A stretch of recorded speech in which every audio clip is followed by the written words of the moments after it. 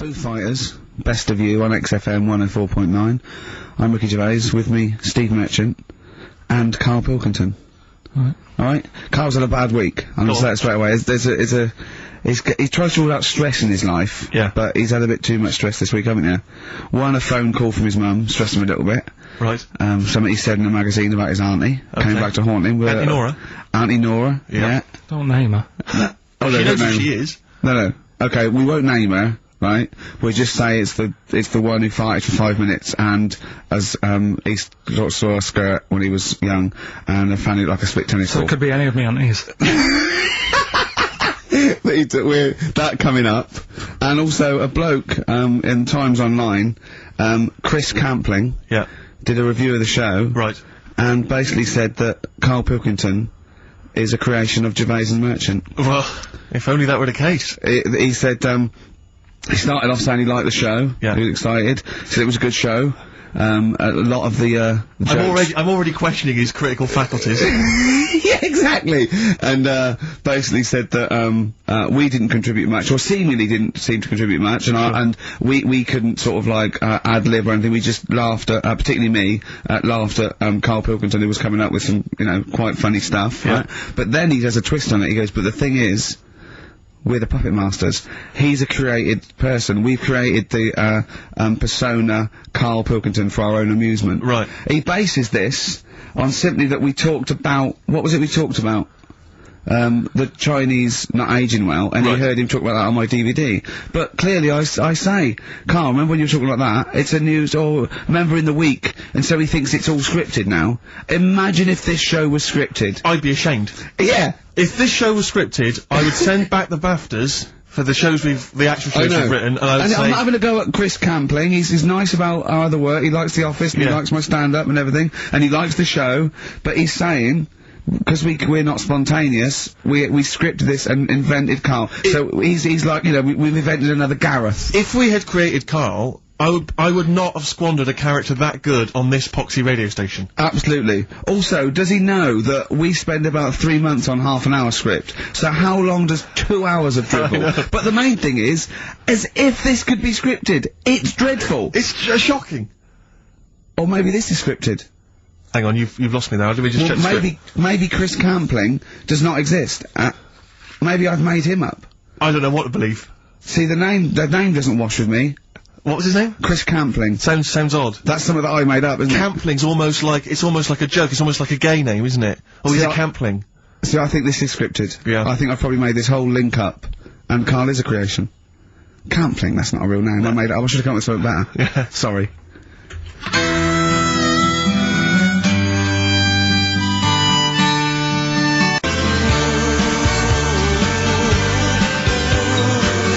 Down to the River by Bruce Springsteen on XFM 104.9. So, that little fella in the Times thought Karl was just a puppet.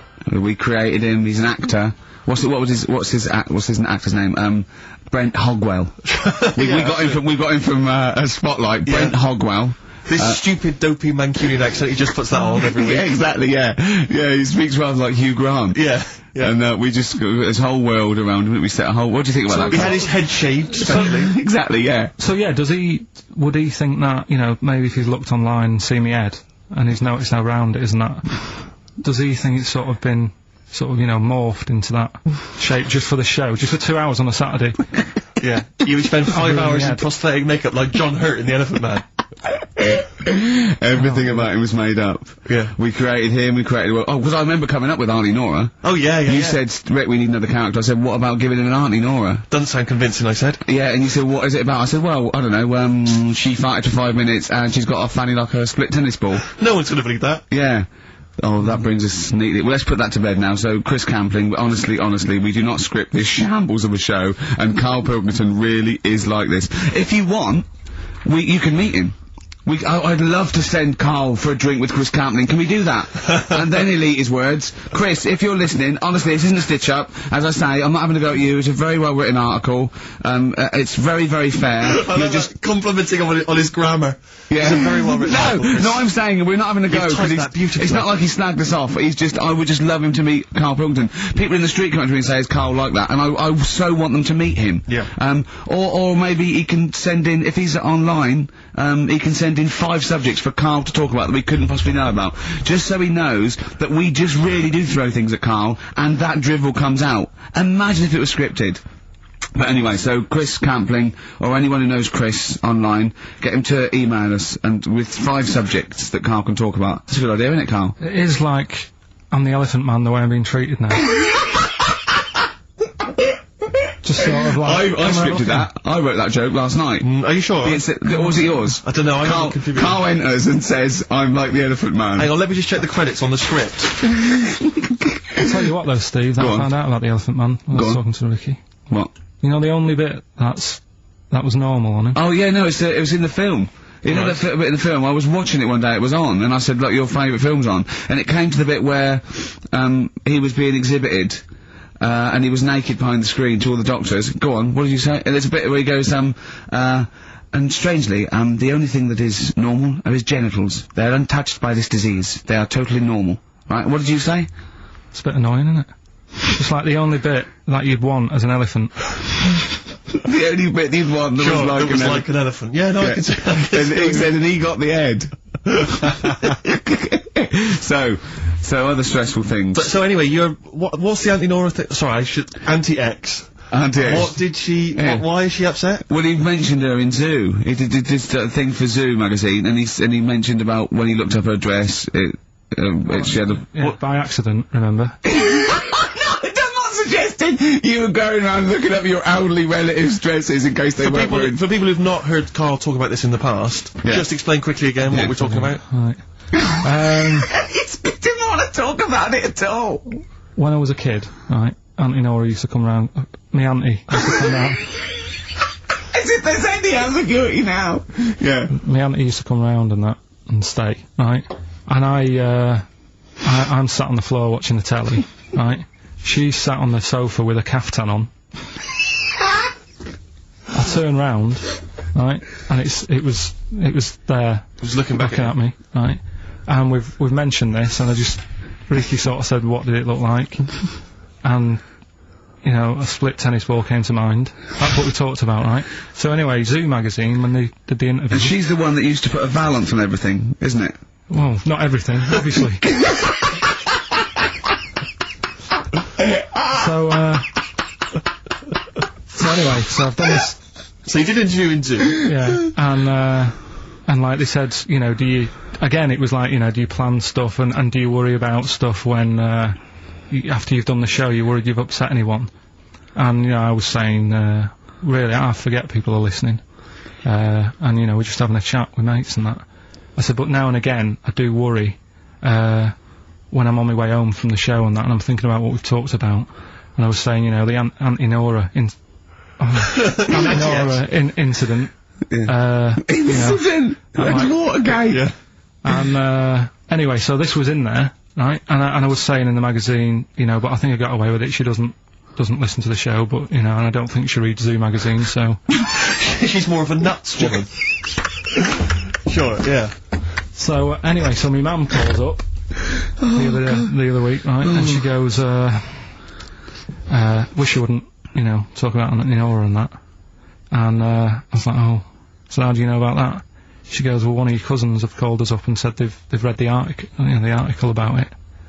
So yeah, that's why we don't want to talk about it, really. So he stitched you up.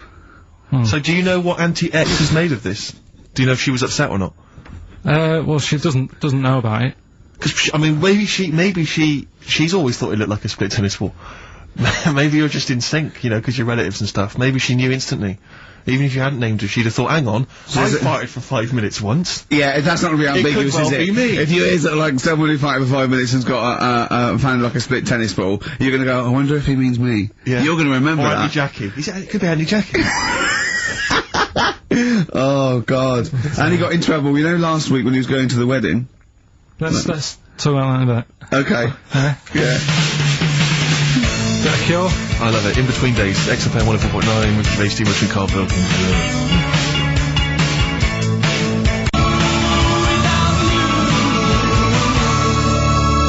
Cure, In Between Days on XFM. So, Karl, you were going to a wedding last week. Was it last week or the week before? No, it was last Saturday, wasn't it? Yeah. And he said, looking forward to it. He went, no, it's going to be boring.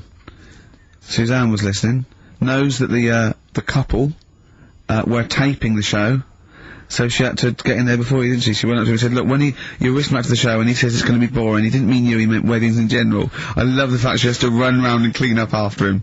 It's great, isn't it? How was it? Do you not like weddings? You're not a fan of them? They're only good for the people involved, aren't they? What are you talking about? You're getting free food, free booze, free music? Yeah, but it's just all hanging about, and there's loads of people there you don't know. Absolutely, I agree. Do you know what I mean? You've got to make an effort. Yeah. And, even the bit that was important, right, when they were getting married, right, there wasn't enough chairs, because it was, you know, all the family gets the chairs, don't they? So I was sort of stood at the back. Stood at the back of that watching, and I couldn't hear what was going on because a woman was breastfeeding the baby. Oh! But what? How loud was this baby guzzling away? You couldn't hear what was going on. So it was slurping and that, and she was like, I just thought, how hungry is it? Could it not have waited? Because you've all got to wait for the buffet or whatever later. I know. But also just in this. Well, there was two, wasn't there? Why didn't you? The only thing that annoys me with weddings is the gift thing. Because, like, you buy these gifts, right, you spend a little bit of money, maybe, you know, I like to be a little bit lavish if I go into a wedding. Oh.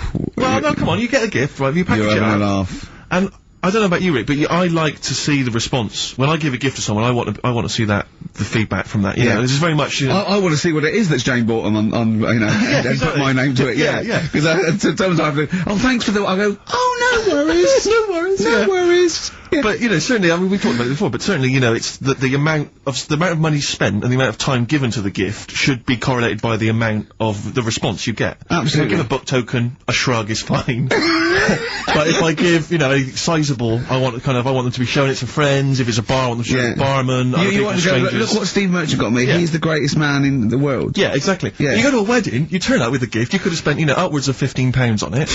You turn up, you walk in, you say, excuse me, where's the bride and groom? I want to give them this gift. And some bloke, normally the brother-in-law, says, oh, no, the brother-in-law's mate. Yeah, sorry, they're too busy to see you right now. Just stick the gift on this big table with all the other ones. Yeah. And, they'll get back to you. In a week. It may be 6 to 8 weeks after the honeymoon. They maybe write you a note. They won't thank you personally, they'll write you a note. It'll be a general thank you, and your name in different type. Yeah, but it might have some vague reference to, you know, to what you did, but it won't really be personalised. Yeah.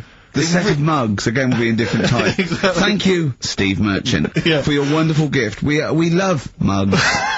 Yeah, yours. Yeah, exactly. and a photocopied signature. Exactly, yeah. Yeah, it's not right, is it? Oh dear. And also, of course, as well, if there's a baby involved, you know, perhaps they had a kid out of wedlock, and that's why they're getting married. There's normally the little baby signature as well. I hate that, like the baby signed it. From Paul and Sharon and little Billy. Be Ben these days. Ben. I reckon. What do you think, Karl? How was the wedding, by the way? Did you buy a gift? Suzanne sorted something out. Yeah. What? I don't know. Oh, actually, no, we're going away, having a week away with them. But that's your gift? Yeah. What we're going away. No, we're going away to Cornwall or something, and, yeah, that's it. We've sort of paid for a place to stay, and coming along and that. And their gift is to spend a week with you in a confined space. I love it. They'll have a great time and that. Will they? Yeah, it's fine. Can I get a pen? I'm making a note of how many times you say "and that" during today's show, and so far there's 3. I've noticed 3. I'm just gonna just make a note because I think we can have a competition here. If you can predict how many times he's going to say "and that," the closest one wins some of the crap DVDs that we've got on offer. Hold on, tell me we've got ladder 49. Definitely. XFM.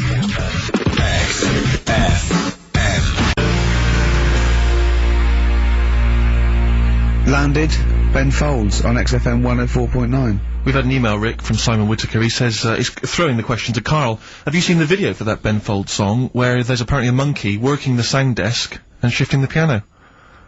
So, yeah, you want to check that out. Talking of monkeys, working the sound desk. We've also had a lot of emails directed at you. Yeah, a lot of emails directed at you, Karl, asking if you saw this programme that was on in the week. Now I think I didn't see it. I think it's called The Strangest Village in Britain. Yeah. Did he watch it? He called me 6 times during it. Called me 6 times. Now just explain briefly what this was, because I didn't see it. Well, it was a sort of an experiment.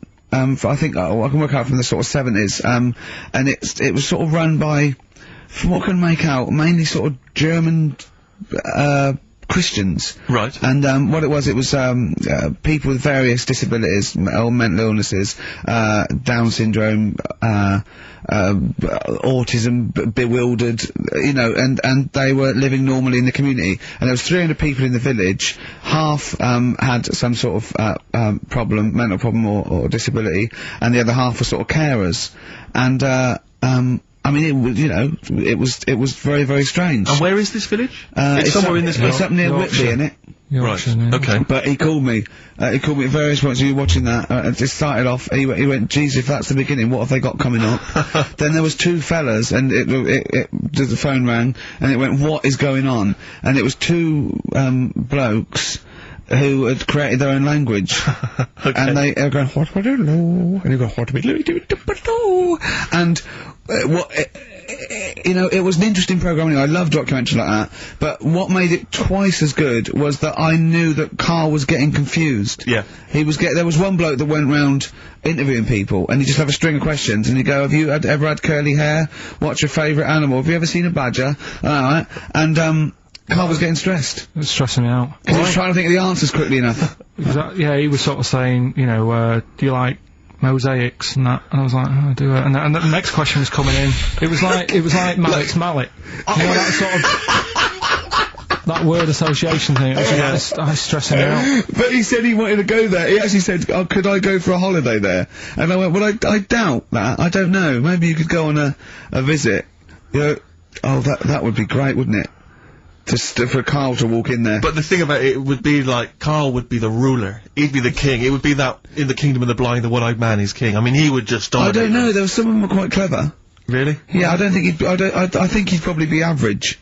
Yeah. I don't think he'd... Okay, he'd blend in. No, I don't think he'd shine. Yeah. Because a lot of them were quite good at some things, weren't they? He didn't like the angry bloke who punched him. There was this really sort of sweet Down syndrome woman called Nan, and she hadn't hung her coat up, and this angry bloke was going, "If you don't hang your coat up, I will." And he punched her, didn't he? Yeah. And poor Nan got it in the neck from everyone. There was another woman bullying her, wasn't he? Yeah.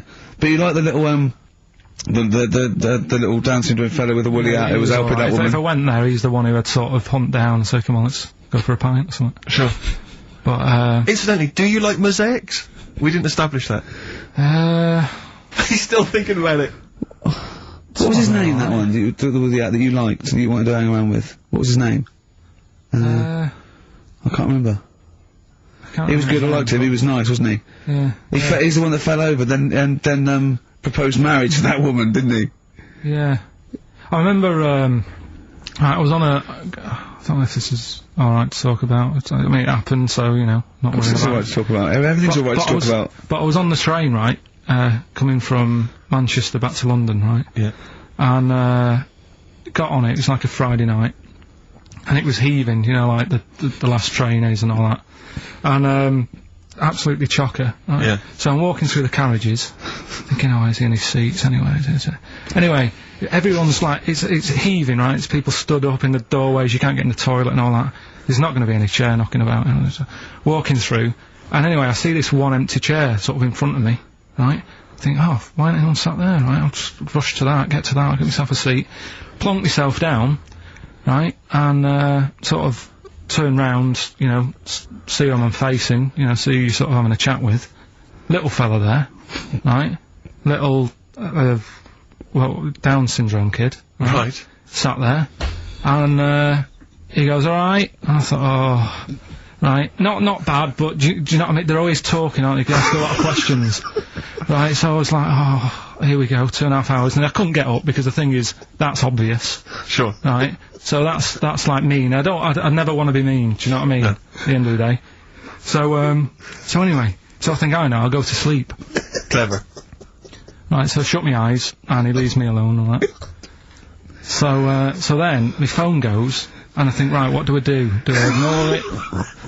Or do I open my eyes and see what it is? Anyway, I open my eyes, it's Ricky calling about something. About nothing, probably, actually, thinking about it. It wasn't even worth answering, right? So anyway, but I'm awake now, aren't I? So he's like, hello? And I'm like, alright, mate. And he says, you're muscly. Right. Oh, God! And I said, yeah. And he goes, why? So I said, no, just stand. It's, again, stressing me out, because I'm thinking, why am I muscly? I don't go to the gym. And, I'm not muscly, I'm in good shape and that. Well. So then, he wants an arm wrestle. On a crammed train from Manchester, so I've got another hour and a half of this. When you talk back, he'd soon have got up and left. If you'd have started asking him questions, he'd have got up and left with the drivel you come out with. So anyway, do you know when you're under pressure, you're thinking, well, he's said that I'm muscly, right? So, do I do it or not? And there's people watching, not joining in, not sort of having a laugh and that with me, just like watching but pretending they're not. Oh, and I'm God. at one of those table seats, and he kept saying, come on, I want to arm wrestle. So, and he was getting loud, and I thought, I best just have an arm wrestle. What do you mean? I best just have an arm wrestle? What do you mean? Get it over and done with. I had to... if he's going to keep asking, I had another hour and a half on the train. Oh, God. So anyway... Oh, my God. I'm thinking who won. Well, I'm thinking, were people putting bets on? How was it working? It was stopped, and just as well, really. What do you mean it was stopped? Was it game? No, he was winning, I was struggling a bit, right? Yeah. And he was really, like, taking my arm down, and then he sort of let go and started laughing. And I thought, thank God he let go, because I would have made, you know what I mean? If I lost that, everyone's in the train looking, and all the rest of it. It's suddenly serious to him that he's got to win this. Anyway. Pilkington. But then he just, then we were chatting about favourite food and that. He likes sausages. And I said, he said, do you like sausages? I said, yeah, they're alright. I like a bit of Chinese and that as well. And he was saying, I can't have Chinese. Not allowed Chinese. Why? Dunno, he just said, just not allowed to have it. But yeah, I had a good long chat about stuff and that, but... So you enjoyed it in the end? In the end, it was alright, yeah. It's just... What do you okay. No, but it's that thing, innit? It's whenever you're faced with something different, it's always awkward, isn't it? And that's the thing. You're talking about him now, are you? And I think I did alright, because everyone else was ignoring him. But I probably made his day pretty good. Yeah. We were a nice bloke. I like the idea that newlywed couple are probably thinking that's going to be a similar journey down to Cornwall.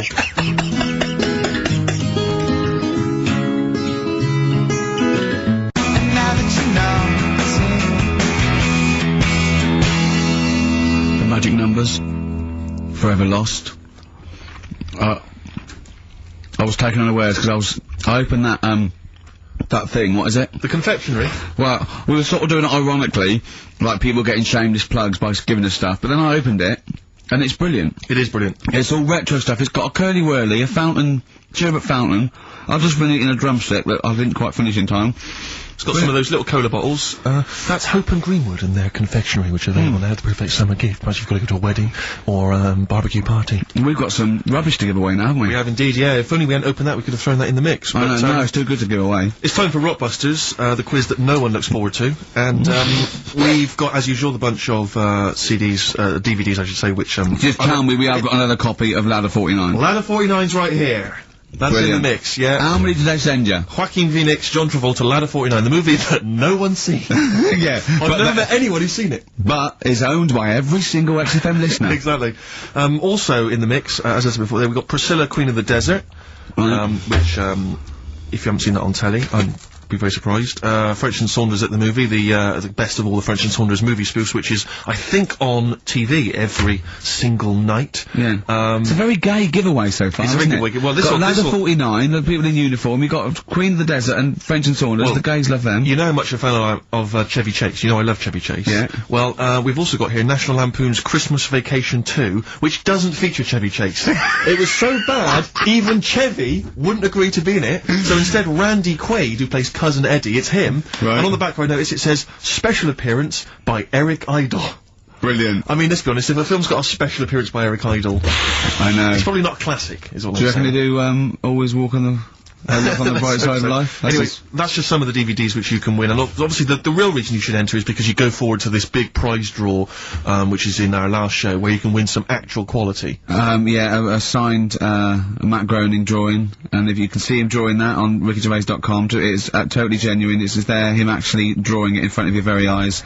Also, us made us Flanimals, and a signed poster by Nigel Tufnell. Christopher Guest. Sure. So proper good prizes. Yep. Just that this is, I think it should be the last one to get into it. Maybe next week, the 4 that we've got get down to 2 maybe. And then we get them on the line in the last, what do you think? Well, I'll be honest, I wish we'd thought it through. I don't know about you, but I wish we thought this whole Chris thing Campling, if you've got any ideas to how this show could have run, see, we should have scripted this. What we said, we just said go in a drawer, didn't we? Did we? Yeah, we hadn't thought it through though. Yeah, but we can't keep swapping and changing. Well, we haven't done do what it we yet. want. We can do what we want, yeah. You know how many BAFTAs we've won? We can do exactly what we want. High five. Well, listen. Right, let's get down to business then. Right, so Rockbusters, let's explain briefly what this quiz is for those that have only just started listening to the show. It's basically, blockbusters. Well, you say that, Rick, but it's not, is it? I mean, that Blockbusters made sense. Yeah, This well, is this just is the incoherent. thing. Carl thinks this is a cryptic clue and going, right, a fella is walking along and oh, look, there's the fish. What does that mean? Trout spinners. Some of them are hard because they've dug them all out. Some of them are hard because they don't make sense. No, but they've dug them all out because they're going to put them all on the website for people to play along with, and they came to me for the answers, and some of them are pretty tricky. I couldn't answer them. So I love that. Well, anyway, the only man that can outwit himself. Right then. So the first one then. Here we go. Why don't you borrow some land off Mr. Boardman or Mr. Laurel or Mr. Fletcher? Alright? Why don't you borrow a little bit of land? Oh, it's changed already. Already changed. Already off changed. Mr. Boardman. Well, no, do it again and do it exactly the same each time. Do it again. Why don't you borrow some land off Mr. Boardman or Mr. Laurel or Mr. Fletcher if you need a bit of it? What's changing? Okay, and what are the initials? Right, LS. LS, that's a band or an artist. Who am I talking about? Second one. I'm gonna, sorry, he's got a sweet in his mouth. I'm gonna annoy those seabirds over there. Right? I'm going to annoy those seabirds over there. Oh, just those seabirds, it doesn't matter where they are. I'm gonna annoy them seabirds. I don't know what he's talking about anymore, Steve. Honestly. B is the initial. I love the fact that he was fascinated by the strangest village in Britain, but the stories he's told us about where he comes from, there's him going around with 2 fellas with big heads, webbed feet, a little pigeon-chested bloke, him on his grifter with Maggie pecking at him, his dad in the telephone box nicking groceries, and a horse in the house next door. I mean, how strange was his upbringing? Yeah. And him hanging from his satchel. Unbelievable. There's another woman who I remembered. Actually, I'll tell you later. Go on, what? I'll tell you later about another woman who I remembered. What is it? Give us a teaser. It's just a woman who rode around on a 3-wheeled bike with her husband in a basket. Right, I'll tell you that. Right, and the final you don't get clip. teasers like that on the other radio That's a hell of a funeral service. Right, listen. Right, the final clue. What the Scouse fella said to the robber who he found in his house next to his vineyard. Oh, Jesus Christ. What? Again? Right, so what the Scouse fella said... Right, this is going to be a pronunciation thing. ...to the robber he found in his house... Oh, God, I've lost the will to live. I want to get in that woman's basket on the street. We'll just be driven round for the rest of my life. The initials there, A.W. A.W. Who is it? Alright. Well, email in and that. Should we have also on the text 83XFM? You can win Christmas Vacation 2 and Ladder 49. Yeah, watch that man.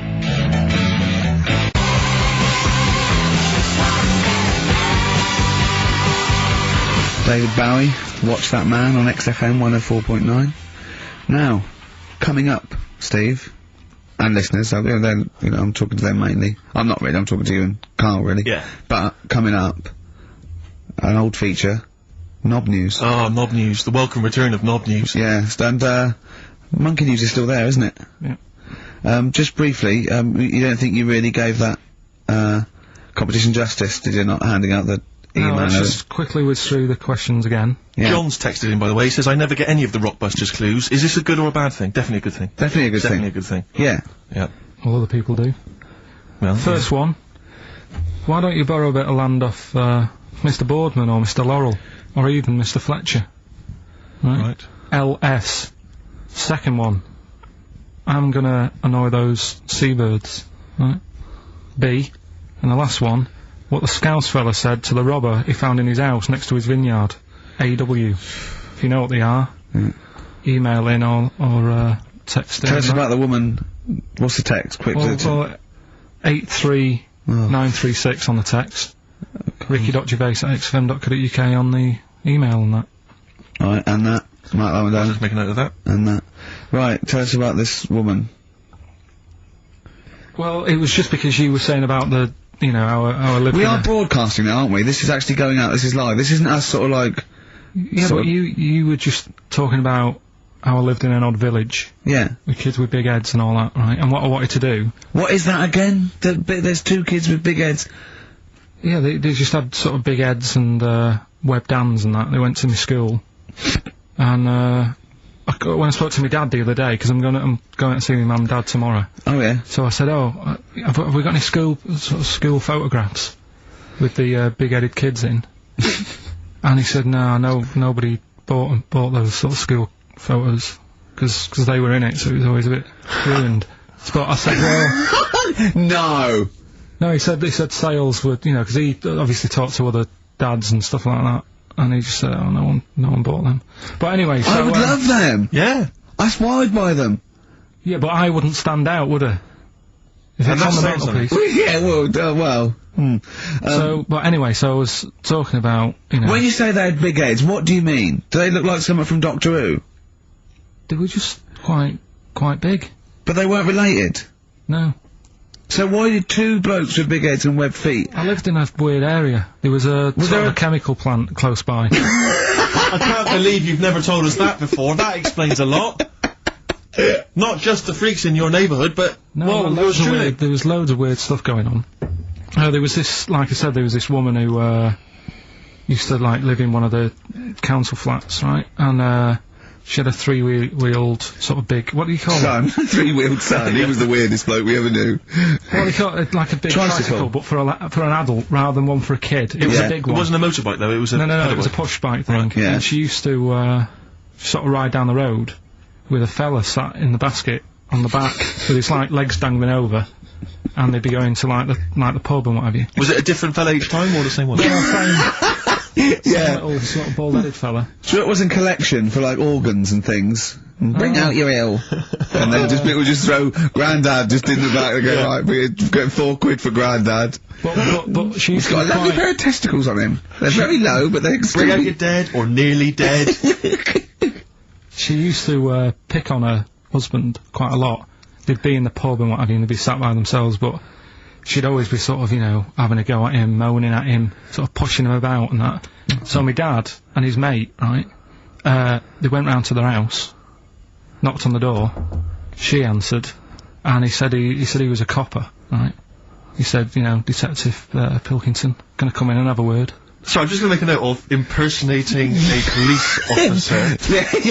But for the good, he went in and sort of said, now, I've heard, superhero. Yeah. I've heard, you picking on your husband a lot. Yeah. We'll be keeping an eye on you. Do it again, and, there'll be trouble. And she backed off after that. She was alright. And how was the husband? Was he still in the basket, though? Was he allowed to ever sort of, ride up front with her? Or was he just always in the basket? She'd sort of stopped picking on him in public places and stuff. That's good. You can't get done, can you, just for doing that? I think impersonating a police officer... Well, you probably did. There was no gain. I think you can't impersonate a police officer full stop, but I think they'd probably be lenient on him that he was, You know, but let's face it. He's not going to be caught because why would anyone know? But it's not like his son's going to say it on a radio station, is it? And stitch him right up. Is this something you did generally? Kind of a little bit of light vigilante work? Just whatever. Him and his mate. Just if they saw something going on, they go, "What can we do? Sure. What little scam can we do, or whatever?" That's fantastic. That is brilliant.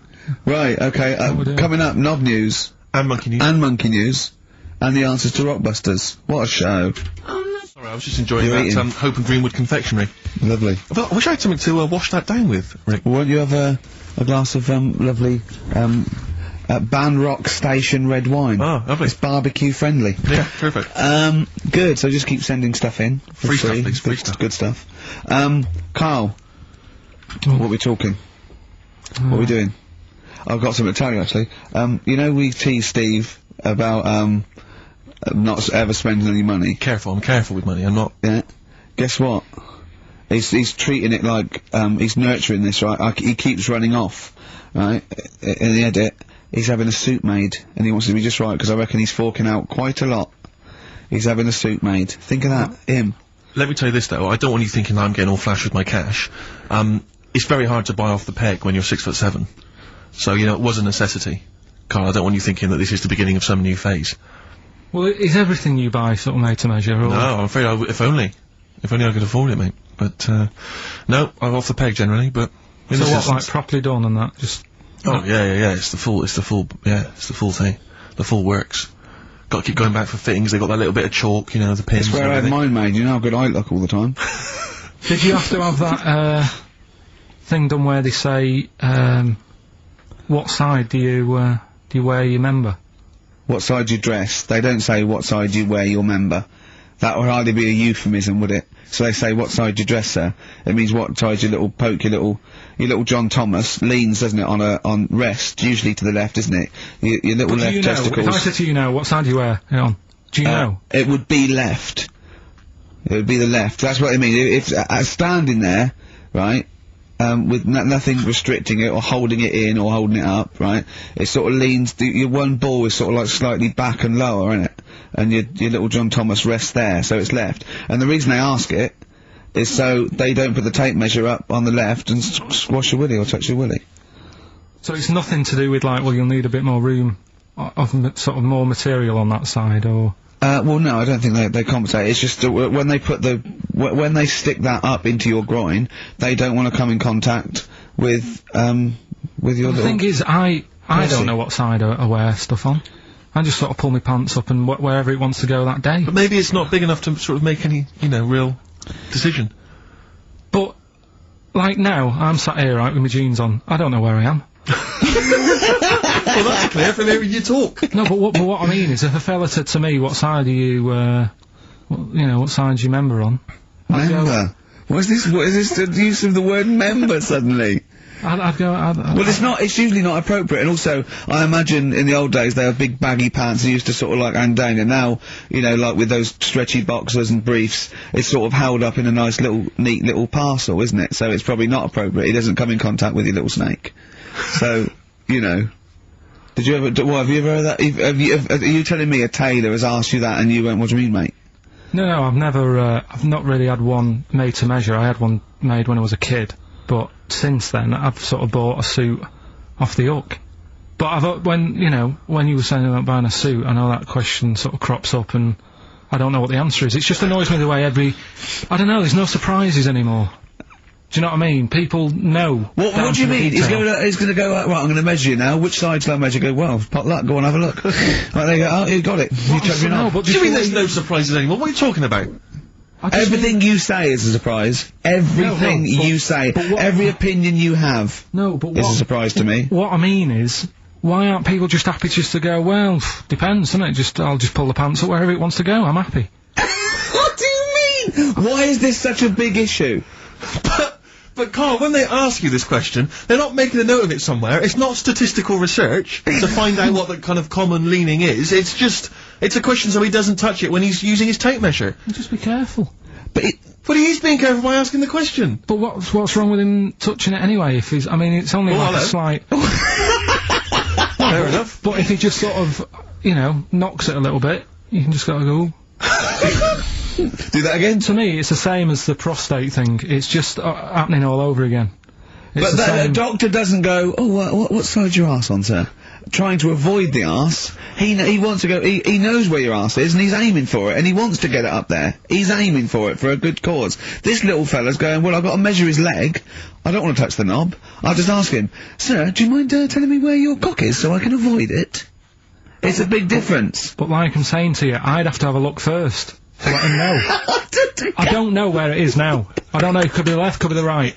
Are you telling me you don't know where your knob is Without now? looking.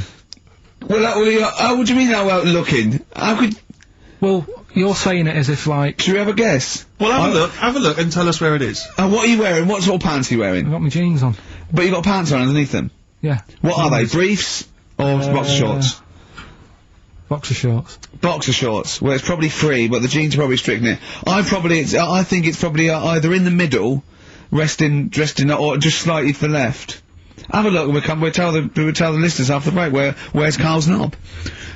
It's a good competition. Oh, brilliant. We've got to send this to the Sony Awards people. XFM.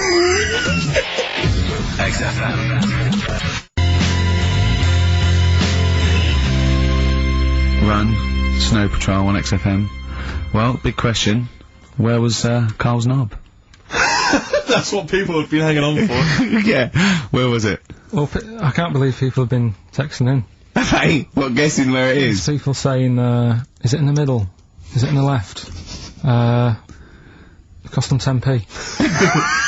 Cost them 10p to find out. Just wait, I'm gonna get out the answer. You don't win anything, right? Like, strike it lucky. Right, Bottom or middle? Right. It was to the left. Oh! Yeah. I went with the right. That's annoying. See, I thought it would be to the left. If not, maybe if it was all scrunched up, sitting down on your lap, right, it might just pop up to the middle. Just pop out. Like, you know. Sort of Next week, we'll be finding out where yours is. Where's Ricky's bollocks? Right then, which leads us nicely into... Knob news. Oh, it's the welcome return of knob news. Right, okay, it's very much like the news at 10, this, isn't it? I do a bong, or in this case a schlong, and he gives me the headlines, the knob news of the day. The big, where have you collected all this knob news? Was there a lot of knob news this week? It was mental this week. The amount of stuff. The way it works, you give us the bong, Yeah. I'll give you the headline, Okay. Steve decides which stories we're going to talk about. And now on XFM, knob news. Schlong. Man grows knob on his arm. Schlong. Man gets doctors to make him a second knob. Schlong. Turkish prisoners made hole in cell wall to produce third inmate. Schlong. Doctors accidentally remove man's testicles. So, well, can I straight away go for the accidental removal of the testicles? Well, it's happened before, hasn't it? We've talked about that before. How does that, what did he go in for a tonsillitis, what are they called? Tonsillectomy, and he went in the wrong way. What are you talking about? How can they accidentally remove his testicles? It says, he didn't look at his folder, and the doctor said to the fella, oh, we've removed your testicles and we wanted to take out your prostate gland. So, that's what happened. There's the story. This is what I mean, that's why I don't like going to the doctors. It happens, doesn't it? Because all these sort of, it's when they say things like, oh, it's just, we do loads of these operations. That's when they're not concentrating. Brilliant. Do you know what I mean? When they say it's procedure. That's like having a boring job that you do every day when you're not going to be concentrating. I prefer them to go, this is a tricky one, this. I know what you mean! I sort of do know what you mean! People, you watch TV programmes about, like, you know, removing someone's second head or whatever, and it's like the best surgeons from all over the world. It's televised, they can't make a mistake. They can't go, we took his legs off by mistake. Whereas the fella who's having a prostate's like, oh, do you want to do it? I'm sick of doing them. Yeah. And they're probably doing a crossword whilst they're at it. Of course they are. I've seen that actually in operating theatres. They're doing a crossword. That's what I mean. Yeah. I was just examining some of the other knob news, Rick, a little bit more closely. Man gets doctors to make him a second penis. I'm sure we're all interested in know what happened there. Yeah. A German who persuaded doctors to give him a second penis has lost his wife after he showed her the result. Biker Michael Gruber lost his original penis in a motorbike accident, and doctors built him a second one using a mixture of skin, bone, and other tissues. Bone? apparently. The penis worked so well that he was even able to father a child with his wife Bianca. But Gruber was still not happy and asked doctors to repeat the operation and build him a better organ, to which they agreed. From his hospital bed, he said, "I've got 2 penises, but no wife. I'm hoping when I get rid of one of the penises, I'll get her back." What do you mean? Sorry, he had 2 put on. What side does he wear? So he's had both. So he's had 3 then. Yeah. Yeah. This is probably the thing that happened with Hitler, when he had 1 ball, but he had 3 at one point, didn't he? So he just got one in the other ball, gave his mum one, and got the other one. Man grows penis on his arm. I mean, why people are constantly losing their penises around the world, I've no idea. But why I didn't realise it was a bit... What do you mean why on the arm? It's just a graft, isn't it? Yeah, but put it on, like, your buttock or your side. You can't wear a short-sleeved shirt. Why did they've done that before? I don't understand it. Why not just graph it onto the side of your leg or something where it's high up, close to where it should be? I don't know. To get it used to the environment. Like when you were, like, released a duck into the wild. I've never understood that. If there's a doctor, again, you know, we had a doctor last time, if there's someone who can let us know why they put it on the arm. So they can keep an eye on it, presumably. He's not going to work with this knob on his arm. He's probably in a hospital bed and under examination. Right. So what do you think? They pop the knob on the arm, say, come back in 3 weeks. What do you do, by the way? I'm a mechanic. Keep the knob, keep the long sleeve shirt, because the blokes go, why have you got a knob on your arm, mate? What are you talking about? He doesn't go back to normal as a teacher. Sir, what is it, Simpkins? You got a knob on your arm. No, don't worry about that. Do your maths. What do you think this bloke's walking around with a big knob coming out of his arm? Why on the arm?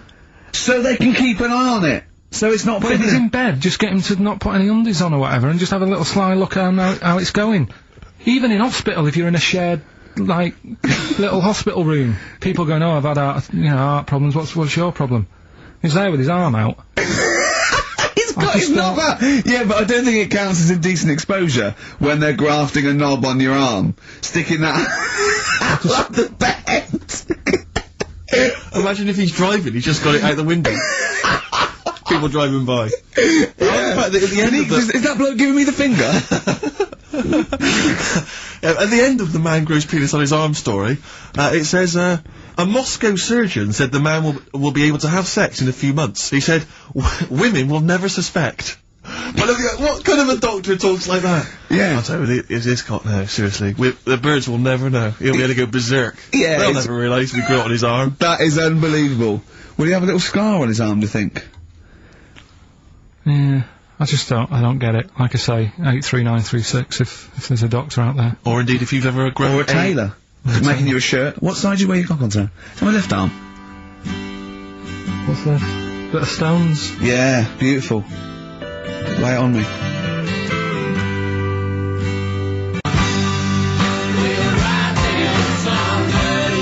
Wild Horses by the Rolling Stones on Xfm 104.9. Well, I think the listening public would have enjoyed knob news there. Oh. So, I mean, there was a lot of knob news this week. I was surprised.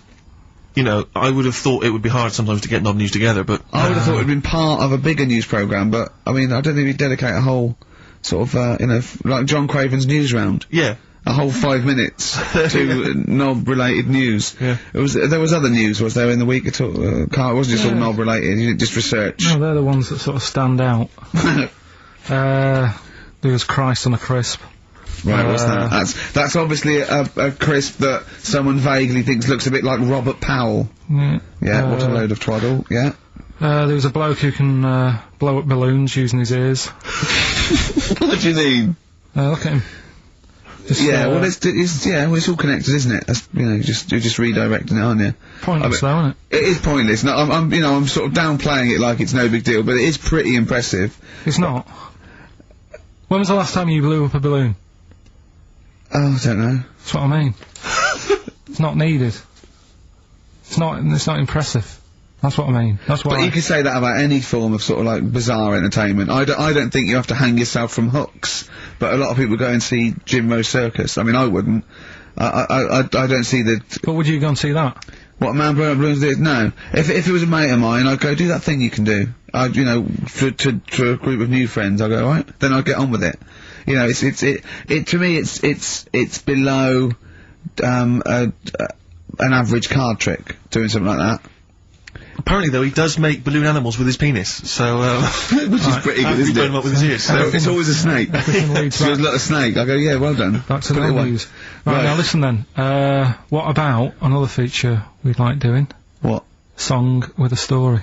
Okay, he's been working on this, hasn't he? Hasn't he? He's like a producer, isn't he? Yeah. But with a completely round head. Just, you know, I was saying that, you were saying I don't like music, but I'm saying I do if I can hear what they're singing about, and there's a reason to sort of listen to it. Have you turned into 50s dad? What is this? No, but you know, it's like, it's nice to have a song where you go, you know, I can't turn it off because I need to know how it ends. You know what I mean? It's like a mini... Right, It's like a mini film. He mini can't film. sit through a film unless it's got a grotesque in it. He can watch The Elephant Man because he's getting a glimpse of this. He's waiting to see the bloke's face. That's all he's waiting for, right? And so 3 minutes is about as much as you can maintain his. well, last week we did Babushka. Yeah. You know, that woman dressing up, sort of tricking her husband, then it sort of backfires and that. Don't know how it ended properly. I don't know if they split up or whatever. But this week, There's no follow-up. Kate Bush isn't now penning the sequel. Right, go on then. So what's this week? Pinball Wizard. Right, okay. What's the story there? It's about this sort of deaf, dumb and blind kid Right. who's good at pinball. That's it. See, I don't believe he would be good at pinball. But even if he is, it's a lot to give up, innit? Just for that. Well, he didn't give it up. No, but it's not like, well, you can't even say to him, oh, you know, a lot of bad news and that, but you're good at pinball. It's just a bit rubbish. I mean, does he even know he's playing pinball? Is what I'm saying. Do you know what I mean? And it's not hard, it's just moving the thing, no, just hitting the buttons hard. Yeah. It's not like, you know, if he was good at Pac-Man or something, you go, oh yeah. But It wouldn't scan, would it? Well, I mean, what were they thinking of? What were the Who thinking of when they wrote this? well, let's have a listen to it. But, you see, now, being He's a deaf, Pac-Man wizard. it kind of works. Yeah.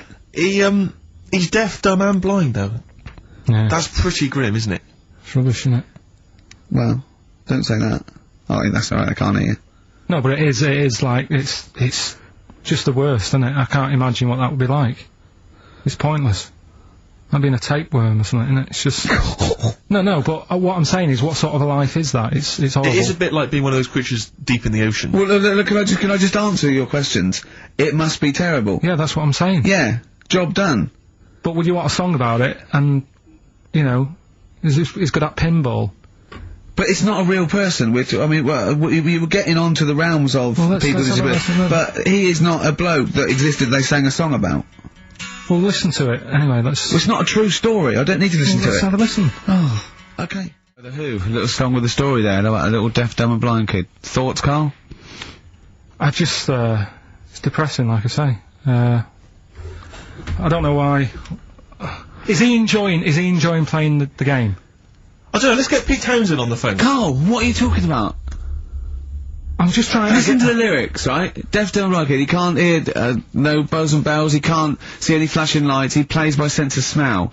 Now, I'm pretty sure that isn't a scientific document Pete Townsend is reading out there when he wrote this song. He's making it up. But the thing is, with all songs or stories, there's got to be a little bit of realism to it.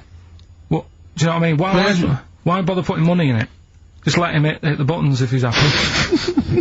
That's true. That's a fair point. That is a fair point. That is a fair point. Yeah. That is great. Yeah, oh, well, I think you've made Daltrey and Entwistle and the whole crew look like fools. Yeah, they won't get fooled again. Yeah. Nice. We're supposed to... I mean, of all the thing... I mean, it is horrible. We're not, like, having a go. This is what I always worry about when we play. But at the end of the day, that's what he's singing about, so we're not having a go. No. And it's not a real person. It doesn't really exist. I say again, it's a fictional person playing pinball and always getting a replay. Okay? This fella's saying that he's good at pinball, he's played from show to point, but this little deaf and blind kid, he can't believe it. He cannot believe it. If you had to lose something, Steve, right? It wouldn't be money. That's true enough. Your sight or your ears. What? That's too much, I can't decide. That's too painful. Sight or your ears? What about you? Intuitively, it would be hearing, because I couldn't... No, I think it's got to be sight for me. Yeah. Well, you're always together, so that's alright. Anyway, listen, is it almost time? Well, I've got to ask Carl. I'm sorry, I've got to ask Carl. Sorry, go on. Carl, what would you rather be, deaf or blind? When did this question ever really come up? When the doctor goes, well listen, you've got well we can either lose your eyes or your ears. It's up for you. This is never a decision that has to be made by anyone ever in life. But go on then, would you rather be blind or deaf? It depends where you live. I'm not even sure these are PC terms, blind and deaf anymore. Would you rather use your sense of sight or sight of hearing? Depends where you live. What do you mean it depends where you live? Well, say if you lived in, like, a barren sort of, you know, Africa or whatever, right? Now to sea, right? Sure. So, you could lose your sight. Sure. But if you lived in a woman's locker room... Well, if you lived in... quite noisy. Yeah, it's quite noisy. Stop banging that door. Yeah, I'll have my sight, lose my hearing. But if you live in, like, New York, low to sea, but a little bit noisy. Sure. So... Perfect. That is a brilliant answer. Unbelievable, once again. Can we have monkey news? This show's like one long monkey news, isn't it? When you tune in to hear Karl Pilkington. I don't know, I'll tell you what, why don't we play a little short track? Right, what was your short track? What? What is it, Steve? It's Green Day. Green Day. If you like. A bit of Green Day, we'll cram in the monkey news, we'll play the ads, Justin's here, that'll be that. Right, go on. That's what we'll do. Green Day on Xfm 104.9, Ricky Gervais Show, and Karl Pilkington. We need the answers quickly, Carl. Rockbusters. We're running out of time. We've got Rockbusters and monkey news to come in this fun-packed show. Give us the clues, give us the answers. Right, the first one was, why don't you borrow a little bit of land off Mr. Boardman, or Mr. Laurel, or Mr. Fletcher? Go on then. Right, sure. what am I getting at there? The initials were LS, right? Lease a Stan's field, right? Because you're borrowing it, that's leasing it. It's Stan Boardman, Stan Laurel, and it's a field and that, innit? Second one. I'm gonna annoy those seabirds. That was B. What you doing when you're annoying a bird? You're bugging it. What's a seabird? A gull. Buggles. Right? Bug gulls. I don't know where to start, mate. Right, don't worry about it. I don't know where to start. If we had more time, don't worry. I'd throw him out of a window.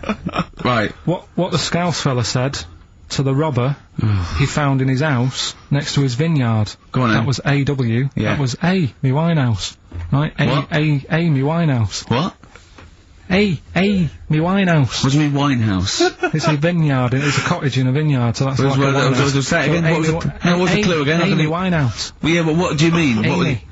Why is he saying, why is it a robber? Because the robber's getting in and he's sort of saying, hey. But what's the robber got to do with it? Why is it just a normal bloke? I don't say, why is he saying Amy Winehouse? Why is he saying that? Because he's saying to him, hey, get out, kind of thing. No, sorry, her name isn't A, get out me Winehouse. Her name is, her name isn't A, get out me Winehouse. Gavin Thompson got them all right. He's in Edinburgh, so he's winning ladder 49 and that's safe, that's on the way. And he's going into the prize draw to win those. This better be a good monkey news, Carl, that's all I can say, because that was drivel. Amy Winehouse. Play the jingle. Oh, chimpanzee that monkey news. Right. There's this monkey, right? Yeah. And it had been, do you know you hear about monkeys being badly treated and stuff like that? Yeah. So, anyway, it goes into this home. It's 14, this monkey, it's called, Matty, right? Goes into this home where it's looked after. What do you mean home? Just like, just a little monkey home, right? Okay, so zoo? Yeah, kind of, yeah, but they haven't got any other monkeys there, right? What have they got there? They've got just other animals and that, but not that many monkeys. But anyway, because he's there on his own, again, you know... When you say monkey, do you mean a chimpanzee, by the way? Because you usually do. Yeah. I can't believe that journalist thought this was scripted. Amazing. So anyway, yeah, so it gets sort of pally with the people working there and that, and it's smoking fags, it's having a drink at night and all this, right? What do you mean it's having a drink at night? How? It's all here, Steve. I mean, we haven't really got time, but... Well, don't say it's all here like it's proof. You've got another stupid story that someone has put onto the internet. Someone sitting at home in their bedroom has put onto the internet. So it's having a fag, it's drinking a lovely glass of Bang Rock Station. Yeah, the wine that's perfect for a barbecue. Yeah. Anyway, it's loving life, it's forgetting about its past and everything, right? When this other monkey comes along. Oh no. That was brilliant. Go on. Right? That comes in, something's said. Right, forget it then. Forget it.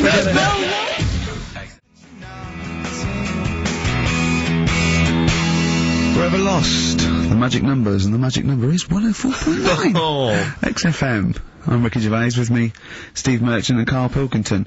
Right, 2 more shows. Till we're off air for, I don't know how long. Is that 2 more including this one? Yeah, no. 2 more after yeah, no, it's this is one, and then there's another one. Right, 2 more and that's shows. the last one, there's Okay, 2 right. more shows, yeah. Including this one. We're starting now. Starting now. If I'd have said this at the end, it might have been ambiguous, That was but I've why said I it at the was beginning, there's 2 hours, that's a whole show, Right. so there's 2 more shows. 2 more shows including this one? Yes, well, Okay. obviously. So 1 more show after It's this only one. 1:05. After this show, 1 more. Yeah, one more, yeah. Next week there's 1 more show, that makes 2 altogether. Oh, no, now it's only 1 more show. Good night. Okay. Now, it better be a good one, Karl. Have we got, Rockbusters? Yeah. To win those prizes? Check. Have we got Monkey News? Check. Is it a real Monkey News, or is it something that's is. slightly made Always up that is. you... What? Always is. Check. Okay, Knob News? Here we've got a bit of knob news, yeah. I'm worried that Knob News, because it's only about penises, is a little bit sexist. Have we got any fanny facts? Can we sort that out for next week? I don't want to alienate our female audience. Welcome to Minge London. Good, I'm glad that's out. Well, brilliant. We've got a song with a story? Yeah, doing that. What is it? I don't want to sort of tell you what it is yet, because the song isn't that great, do you know what I mean? It's good. not a song Good. that's like an XFM song, but every time I hear it on, say, like, Magic or whatever, Yeah. I have an argument. 105.4. Yeah, I have an argument with Suzanne that, you know, what I think it's about, and she says, don't be stupid, it's not about that, and I'll say, no, it is. And so we're gonna decide who's right. Yeah. Well, I don't know what song you're talking about, and I don't know what the argument is, but Suzanne's right. Definitely. No Well, doubt about it. We'll have a listen, but I'm hoping that once people sort of listen to it again with my thoughts, every time Well, I hear this it, song sums up what people should think of you. It's don't believe a word. Alright? That's the sort of links I'm capable of. If that doesn't bag us as Sony, then nothing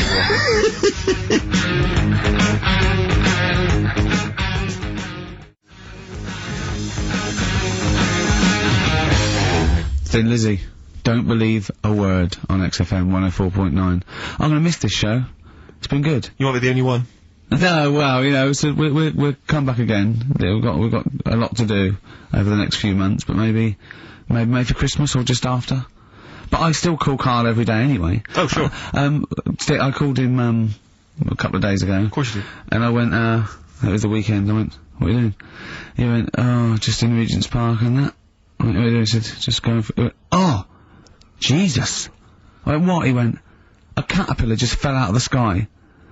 I went, what? He went, a caterpillar just fell out of the sky. God, it's there, it's wriggling around. I went, sure a bird didn't just drop it. He looked at it and went, oh yeah. There's a bird. Of course he did. Yeah. For a moment he thought caterpillars were raining from the sky. I thought I was in Chicken Licking. Yeah.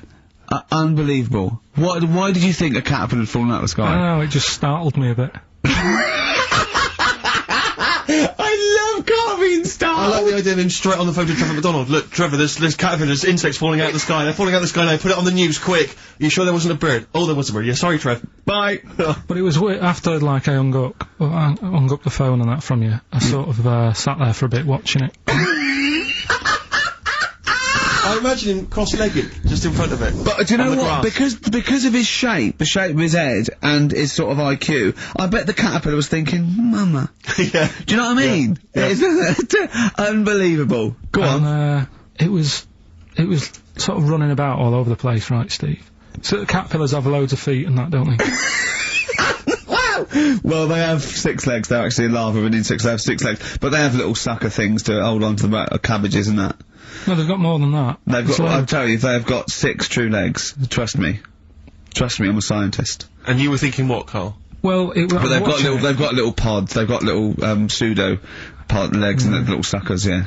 But it was running about, like, everywhere, right, mental, but sort of running off to the left, and then it sort of went back to where it was, then back, you know, went right and what have you, and I'm just thinking, whoever gave them the legs, right, what's the point if they don't know where they're going and that?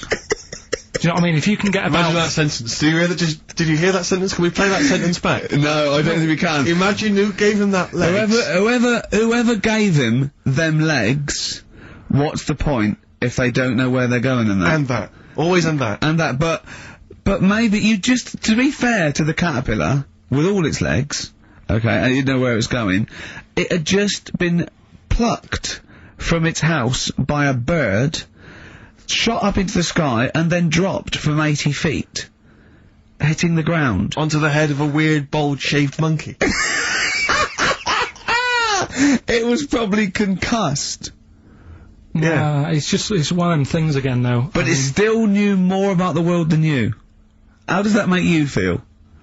I just think it's a waste of time having all them feet. It's the same thing as the, feet now! It's got feet now! It has a nightmare buying shoes, doesn't it, Carl? all the, what was it you were saying about leeches and that? Because we were talking about insects.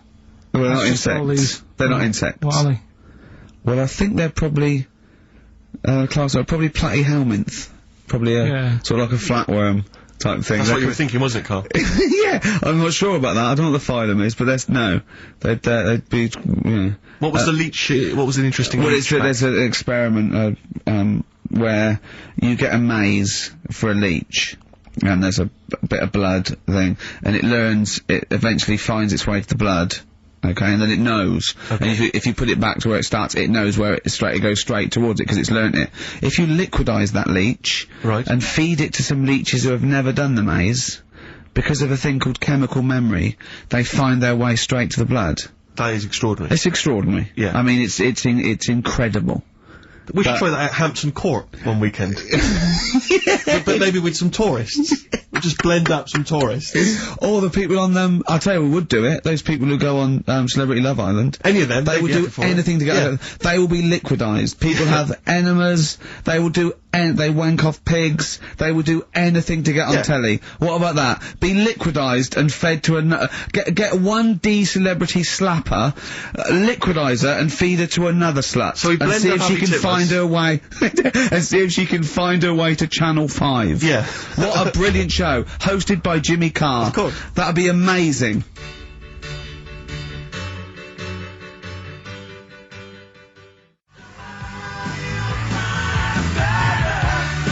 Kinks, Better Things on XFM 104.9, Steve Merchant, Ricky Gervais, Karl Pilkington. But do you know this, we were talking about the leech thing. Sure. Right. You're saying put them in a blender. I'm not saying that. Well, someone did. Yeah. Why were they doing that in the first place? Do you know what I mean? How did they find out that if you put leeches in a blender? I don't know. They probably kept notes. I don't know. No. But what made them? Were they just having a laugh? What made them go? Was it a party? It was a couple of 40-year-olds. They were at a party. It was a couple of research scientists. They'd been given £1 million, and the boss was coming around to say, "What are you doing?" And they were just making a smoothie, and they went, "Quick, Mr. Yakamoto's come round, throw in some leeches." What are you doing? Just leeching. Just feeding these leeches to some other leeches. Alright, well that looks like science, I'm off. Well, that's what here's another £1 million for next year. Bye! Yeah. That's how they work though, isn't it? A lot of these scientists. That's exactly how they work. I'm just saying they're getting away with murder. Go on. Well, just the way they do sort of spend loads of time. And you can't say anything in front of him, because everything's got a point with him. You can't have a conversation with Karl, because he always puts in a curveball. You tell him something, and the question comes back that you never could have expected. When I told him that story about the monkey who'd run away because he had an argument with his father, he said, "What was it about?" No one in the world thinks that. No one in the world would ask that question. The leech thing. Do you know how you said, show the leech the way to its better food, whatever it's eating or whatever, in the maze, right? Yeah. It makes its way, right? It eats the cheese or whatever. Right? Blood, right? And then you give it... Everything's a cartoon with Karl as well, isn't it? Everything is a cartoon. It's a leech with a little hat and a little baby bell at one end. But what happens if you got another one and move the bit of blood, right? So, feed those two leeches to one, then what? So is it going to get confused, or... Do you know what I mean? Which way will it go if it's eaten two leeches that have done two different ways? Yeah. Is it sort of stressed out? I don't know. It probably knows both routes. It probably goes, well, there's one over here. Oh, there's one over here as well. I'm happy. I've had two for the price of one. Right, and I'm full of leeches. Then what's the best that can happen for? What are you talking about? What do you want out of me? Because I'm just saying, if by doing that they can go, right, we can do this. We're humans. What do you mean? What do you mean in the name of Christ? What do you mean? All I'm saying is, what's the point in doing it? What do you mean? If you could do it with humans, I'd say... But right, Karl, think about what you're saying, man. Yeah, I'm saying... If you could do it with humans, do what with humans? Say if Einstein, right, didn't do all that maths that he did, right? Say if he got to E equals and then he died. Squash his brain, give it to someone else, say, right, eat that, and they go, right, it's E equals MC squared, isn't it? What I'm saying is... But they wouldn't. They'd go, E equals, oh. Wouldn't they?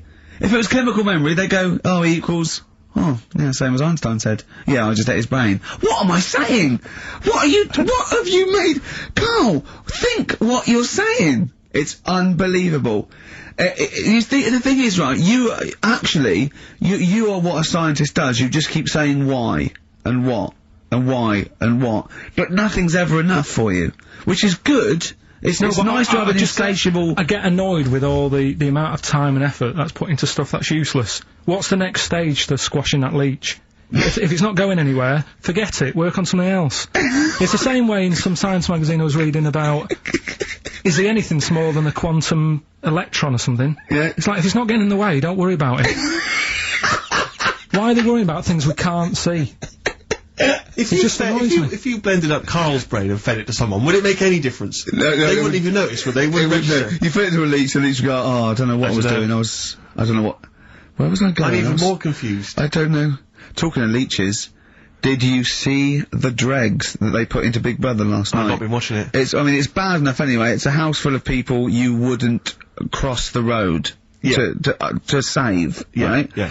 But there's three. They've put in three more to spice it up a little bit. They've put in a low esteem model. Sure. Right? They've put in Mr. Bean, who is the whitest man I've ever seen. Mm-hmm. I mean, it's like a new race. Yeah. He's nearly see-through. And this thing that looks like Matt Lucas in a bikini. Wow. Unbelievable. The fat things on her back, I thought she was coming towards me. Really? It was unbelievable. And the first thing she said, she went in, she looked in the mirror, adjusted herself, and went, oh, me minge! Oh. That's the level. It's Do these people have relatives? Is there anyone in the world who knows them, claims to be a friend of theirs? Families. Do they have family there, or the family just... have they just moved away? No, they're probably, their family, their family are probably quite proud of them, because they're on the telly. It's probably like, saw your daughter last night saying, all me minge on the telly. Yes, she was on the telly, wasn't she? Yes, she was on the telly. What about the bit about all me minge? She got one out immediately, went, got it out, lobbed it out. I mean, it's unbelievable. It looks like an experiment. I can't watch it anymore. It's just too much now. Because I can't relate to those people in the... Like, in the first series, I always remember, it seemed like a genuine social experiment. Yeah, exactly. There was intrigue, there was drama. Yeah. It was genuinely great hypnotic television. Now it's like putting ants in a jar and shaking it. I don't know what's... But even now, I couldn't watch that once a night, every week. No, I know. It's just... It is unbelievable that what people are willing to do now on the time, because they've just put in people. I mean, it's unbelievable. It really is. You don't care about anyone. But I suppose what's good is that I think you watch it now because you want one of them to fall over and hurt themselves. Yeah, or just choke on a chicken bone. And no one else in the house knows the Heimlich manoeuvre. That's a good idea, isn't it? Yeah, feed him more chicken. Send him more roast chicken. So we got a wonderful celebration for you.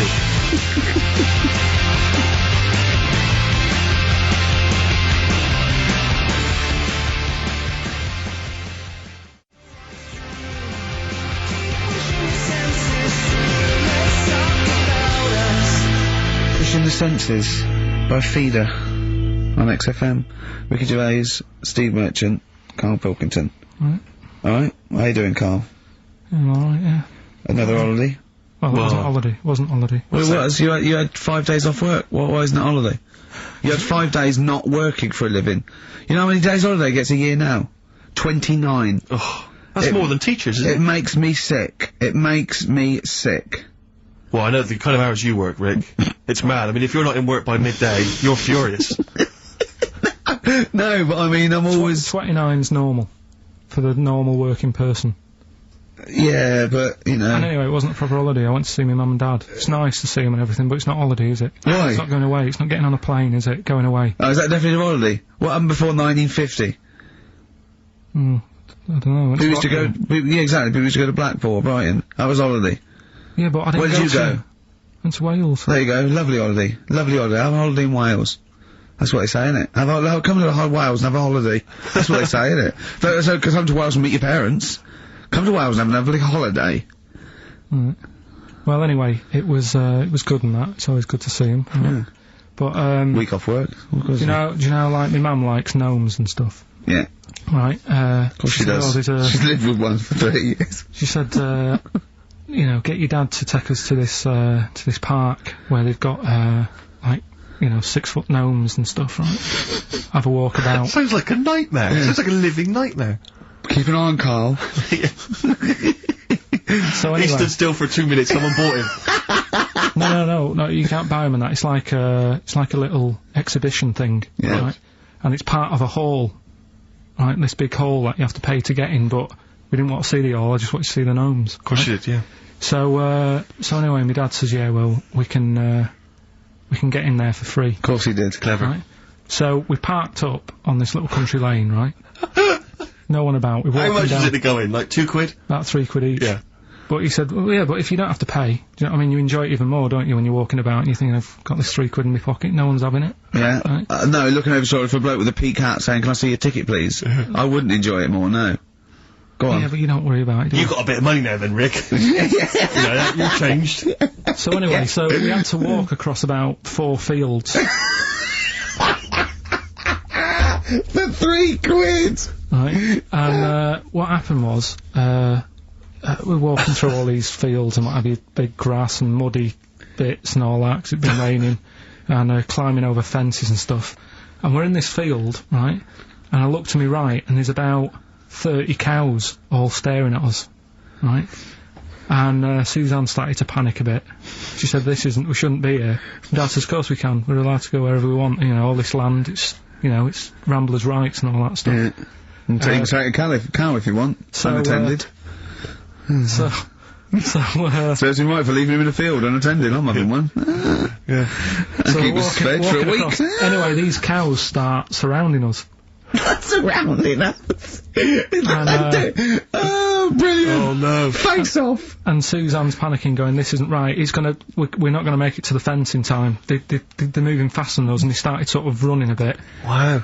And, it's like some kind of bovine West Side Story. A gang of cows coming at you. Don't worry about it and stuff. But, my dad had to sort of stand there and, like, wave a stick at him. Of course. And we got away, but Suzanne was, like, having a bit of a sweat on. Got away. Saying, you know, we could have got killed. Sure. And my dad saying, no, it never happens. And I just wondered if it does, if there's a risk of... Yeah, it is rare, but, there's been a couple of cases of being trampled by cows. They're not aggressive, they sort of run through you. Well, they're aggressive if they've got a calf. They do have kids. What? They had kids with them. Kids, yeah. That's a goat you're thinking of. Yeah. Maybe they were trying to sneak into the gnome thing, and they were worried that, like, if too many people did it, like, they've got some cows, we can just sneak in where cows, no one's expecting cows. And the cows were going, walk upright like a human. Don't walk upright. They thought you'd blow their cover. Yeah. Yeah, people have been killed by cows before. Yeah, that was like the highlight, and then, So when you arrived there, you were presumably covered in mud, looking like something that had just come from Glastonbury, staggering around this exhibition. It wasn't that bad, it was just like a woods, and it had like a funny sort of funeral, like a graveyard thing. Right. With bodies sort of hanging out the ground and that, and, we had these 6-foot gnomes. Right. And then we just set off again, walked back. But we sure this wasn't a dream? No, it was good. But then I got back, right, Steve, and, called up Ricky. I said, right, you know, are you about? Have a chat and that. So he said, oh, just come round, it's a nice day. Have a drink and what have you. So I got round there at about 6:30, right? Go up to his door, knock on his door, right? He stood there with his tackle out. Oh.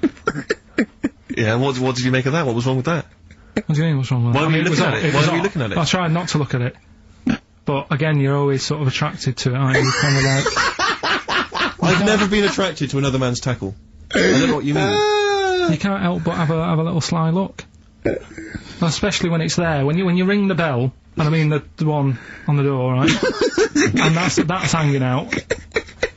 And does he dress to the left or the right? It was to the left, wasn't it? Yeah, it was left, yeah. Just popped it out of my shorts for him. Just popped him out of the shorts. Should have seen the state of him. shorts on, no top, cigar. Looked like someone out of The Sopranos. It was a mess. Yeah. And then, we sat on the balcony drinking wine, didn't we? Did you pop it back in, or was it still? Yeah, I popped it straight back in. I've got the laugh. Sure. I've got the laugh I wanted. Yeah. He walked in, he went, it's not that hot. Straight away. It's not that hot. Oh, brilliant. And, was that knob news, or is there more? no, it's got more knob news. That's just a taster. Just a taster. Listen, let's play some adverts, let's play some great music, and maybe we should have some early knob news. Early knob news coming up. XFM. Once this big dog chased me.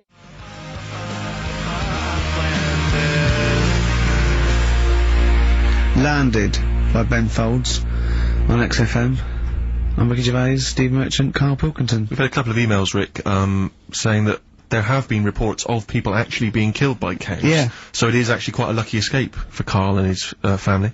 The worrying thing about that is it's tragic, and anyone dying unexpectedly, it's terrible. But what makes it worse is when it's something like being killed by cows, because there's a slight humour aspect. Yeah. Are you killed by a cow? Yeah. You know, like for example, if you were killed by a falling safe, Yeah. the vicar might laugh. Yes. That's my worry. Yeah. Well, I read a story in the paper of a man who fell out of a window and died. He fell out of he was like a third-story window and he fell out. But it was slightly amusing because at the time he was mooning. I know. For a laugh, he was mooning someone and he fell out. I know. So when he fell, like, even though it was tragic, he obviously had his trousers around his ankles and his arse out. I know, the thing, there was a kid who died, got hit by a truck mooning. But you know, the worst thing about that is, it's not funny enough to be killed for. No. Mooning isn't funny enough. No, it's just not a good enough gag. Do you know what I mean? It's a witless sort of thing to do, and then to be killed for it. If you'd just done a 2-hour impromptu Eddie Izzard style, routine, and then you got tragically killed, that would sort of make sense. But doing something that's mooning, it's almost karmic, because it's such a bad joke. Yeah, it's like exactly. in some weird universal karmic way, it's like if you hadn't been mooning, maybe you wouldn't have got killed. I know. If you hadn't done such a lame joke, maybe you'd be okay. Yeah, but that's it. But there's lots, you don't want to be walking along, you don't want to be walking through the garden and stand on a rake, and it flips up. And it hits you so hard. And it's like a boing noise as it hits you. and it hits you so hard that it kills you. It kills you, yeah. Or you fall out of a window and a cactus goes up your bum. You're killed by a cactus up the arse. A cactus or you're at a concert and a fat woman stage dives. Yeah. And she just squashes you. How did he die? He was squashed by a big hefty... Mama Cass just jumped on him. Just big fat woman squashed him to death. Yeah. Tell you what. Yeah. Tell you what though. Right, talking of fat women. Go on. I'm not having a go, but did you see Michelle McManus on, Oh, man alive. Yeah. You are what you eat. What is she eating? Girls allowed. Look at that. It was unbelievable. No, but to be fair, you know, she did Did you see her in her bikini one? Yeah, well, yes, but she was always a little bit... Yeah, but what do you mean a little bit? Well, no, she eats too much, right? But what I did like about it was that she had a go, you know, she did lose Trying hard and that, yeah. Huh? I quite liked her at the end of it, really. Yeah, She's not an unpleasant woman, she's a lovely woman, but I mean, like I said before, there was that interview in Heat magazine where she, you know, I tend to eat 11 packets of Doritos a night. Yeah. 11 I mean... Yeah. Come on, Michelle. That's too much, isn't it? Unless you're trying to win some kind of competition, like trying to find some kind of, you know, a golden ticket in one of the packets. There's no excuse. What could you possibly be trying to win to eat those every day? But it's not, it wasn't her who annoys me, it's that doctor in it, that woman, she does me head in. Yeah. I can't be doing with her the way, Well, you know, she's not actually officially a doctor, is she? No, and her bedside manner's not very good either. No, it's like the fear tactic that I think you want a little bit of... And what does she look like? I mean, she doesn't look like the sort of peak of health. She's got that weird sort of witch-like crone face. It can't be good for you hanging about all that poo all the time. She's always delving into that every day. I used to be told, you know, don't mess about with dog poo because it can make you go blind. Yeah. She's constantly at it. Yeah, I know, yeah. Rubbishing through it. And it annoys me the way it's like, you know, well, let's have a look at your poo, let's see if you're eating the wrong types of food. The person's about 33 stone. Yeah. It's obvious. Yeah. Do you know what I mean? Yeah. Don't need to look at that. It just rewind, and I'll tell you the thing that, I mean, I've never had it done anyway, right? But the colonic thing. Did Michelle have that? I didn't see it. Yeah, she had that done. And they're showing it, she sat there sort of lying down. She's like, oh. But I don't understand why people have that done anyway, unless you are sort of bunged up. Yeah, or you've got a cactus up there. Or, yeah. But the other thing is like the way, like it's a clear tube. Why do you need to, you know what I mean, why do you need to see what's whizzing past? know what I mean? Yeah. Like some sort of generation game. You've got to remember You've what's got to going remember past. everything, then you win a prize. Why can't they just look at it in the bucket after and go, right, yeah. Well, why look at it at all? Why do you need to look at it? Well, it's... Out of interest, isn't it? See what's come out, I don't know. So yeah, that's where that went. Oh, that's what I've been looking for, that. Remote control. How does it work? I don't want to go into graphic detail, but they just send water up there, don't No, they? caffeine. Caffeine? Yeah, so it's like it's like a gallon of coffee. Wow. It goes up there, and it wants to come out immediately, obviously. And then it percolates. But when did that happen? How did someone sort of go, tell you what you want to do? I think it was first invented on distraction. To win a car. I don't know, do I? I suppose they thought there's stuff up there that's not coming out. It's for, they find things up there. Though, isn't it? They did that thing that they find things up there that they swallowed when they were 5 and that, don't they? Lego bricks and stuff. Exactly, yeah, marbles. But I mean, meats and things can stay in there for, it gets caught in a little recess in your 30-foot of tubing. And, it doesn't come out. Talking of meats, I saw an advert on the way in today. Question to both of you.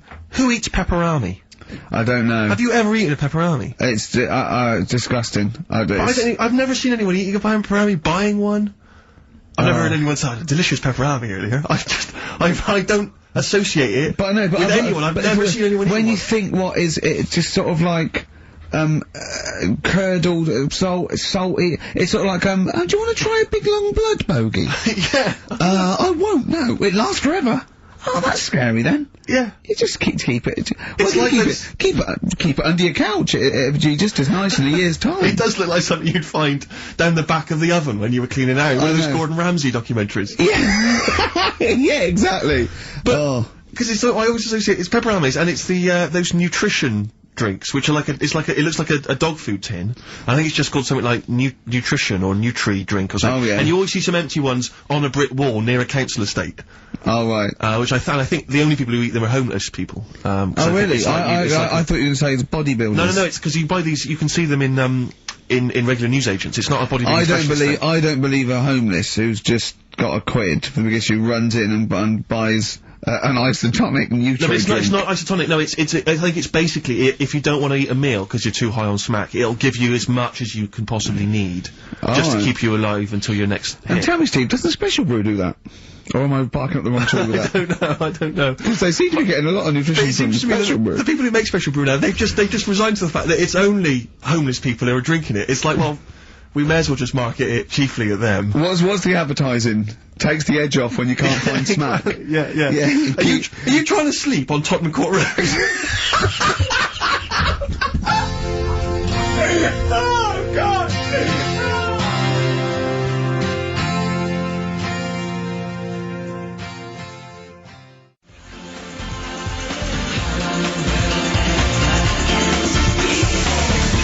New Order, World, Xfm 104.9 with Gervais, Steve Merchant, Karl Pilkington, and it's Knob News time. We're all very excited. Now, last week's Knob News was what, Karl? Do you remember it was a man who grew a knob on his arm? Sure. No, he didn't grow it there, did he? He put it there. Well, I know that, but, yeah. Just popped it on his arm. Yeah. For a bit. Yeah.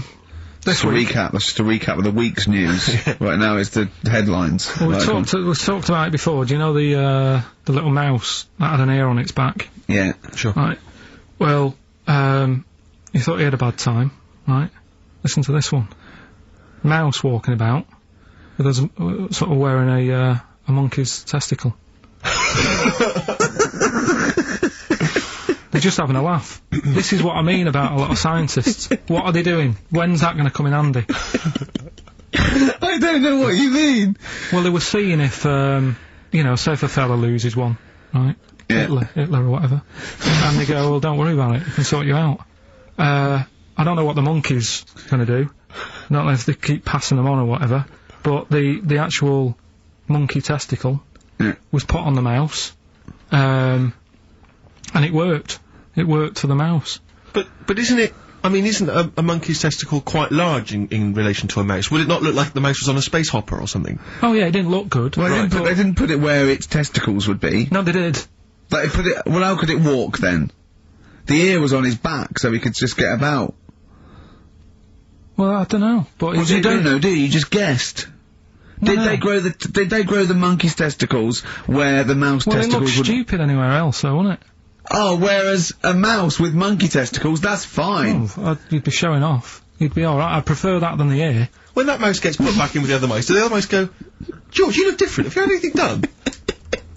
But the weird thing is, as well, apparently it still works as a monkey. What? So, like, what are you talking about? Like the sperm and that was, it was still sort of monkey Of course sperm. it was. What are you talking about? But that's weird.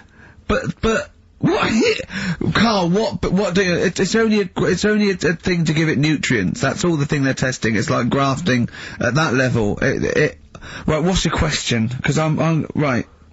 What do you think? It would change eventually. It would have changed into a mouse testicle because it had been hanging round a mouse for so long. No, I thought the actual sperm of it though would be a mouse's. Why? Because it's hanging off a mouse. No, but your sperm is actually created in the testicles. So that's why it has to be outside your body. Otherwise, we put them in a nice little cage. But I'm guessing then that they've done this operation so that they can do it to humans. Yeah. Why would I want a monkey testicle if my kids are going to be monkeys? What use is it? No, think. That's no.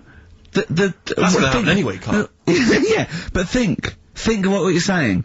They've grown a monkey testicle on a mouse to see if it would still function as a monkey's testicle, okay? So they can do that to humans. So think, Carl. What they'd do is, they'd grow a human testicle on a mouse, and it could still be used as a human testicle. So what? To give you a testicle that you've lost. From a mouse?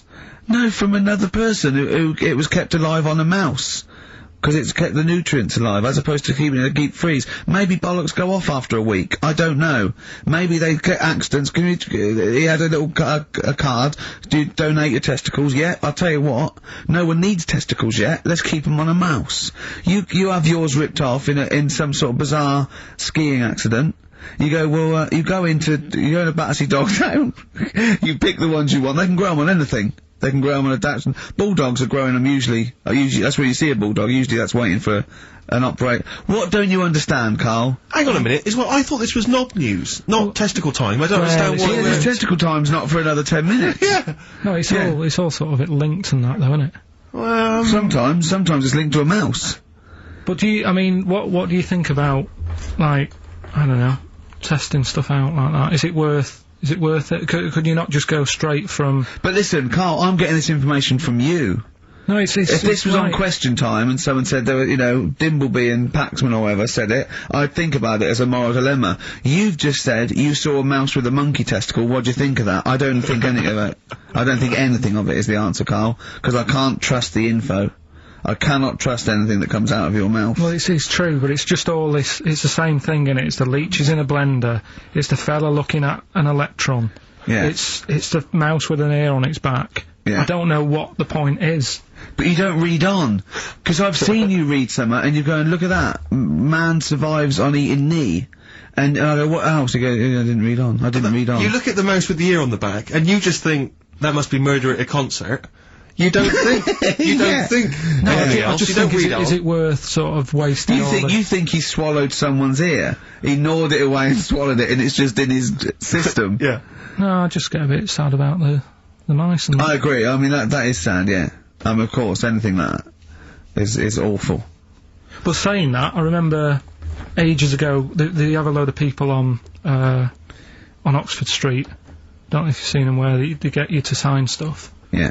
And the woman got annoyed with me, right, because she was saying about, drugs with animals, testing them out and stuff like that, which is bad. And I was saying, yeah, it's really bad, and I was looking at the pictures and that.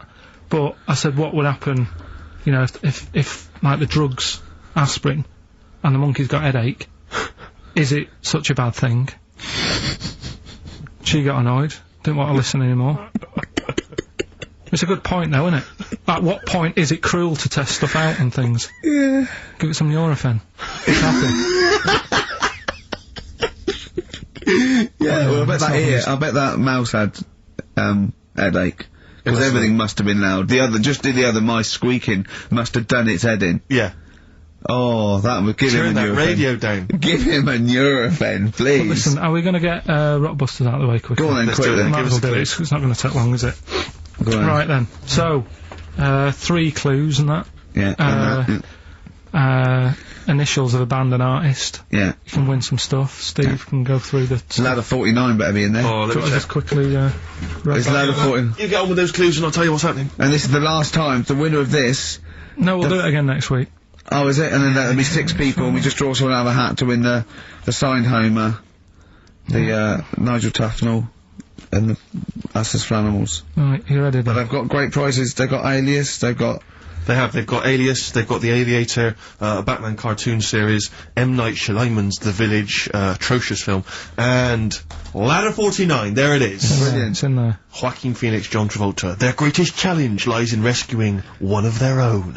brilliant. Go on then, yeah. Carl. Right, the first one then. When I'm ill, I throw up horse food. When I'm ill, I throw up horse food. How can that work? What's going on there? The initials there. I-H. Right? It's a band or an artist or a singer. Something like that. I-H. They're the initials. The clue. I've got it. When I'm ill, I throw up horse food. Right? I've got it. Right then. Well, don't say anything. Works, doesn't it? No. Second one, that garden tool, it's not yours. What are you doing with it? Right? Yeah. That garden tool you're messing about with there, it's not yours. Yeah. Give it back. What's that? N-D. N-D. Right? Artist or a band. What's going on there, right? Third one, that male sheep sounds fed up. Why is he fed up? Right?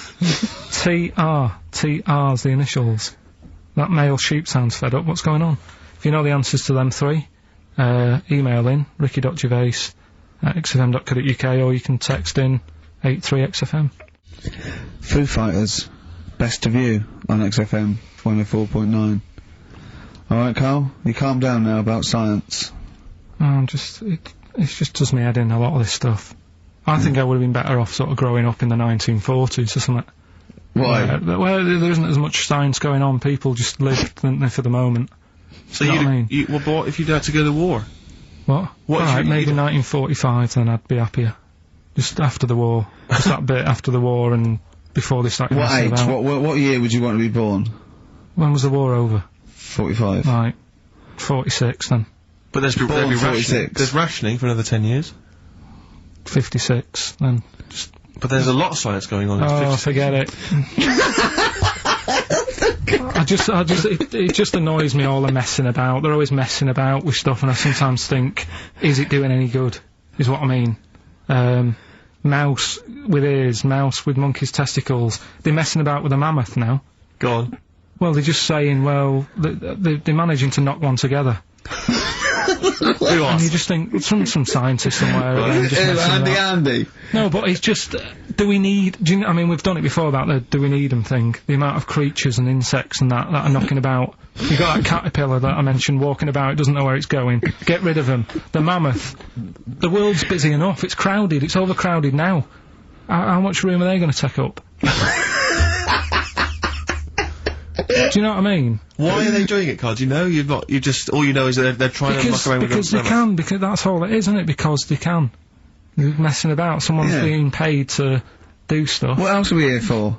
If not to try stuff out. What else are we here for? What do you mean? Well, what are we here for? Just to enjoy life, isn't it? Well, some scientists enjoy knocking a mammoth together. No, but don't worry about the mammoth. It died out. Maybe it died out for a reason. Why didn't Noah save it if it was important? Because Noah, what did you mean? Noah's not true, is it?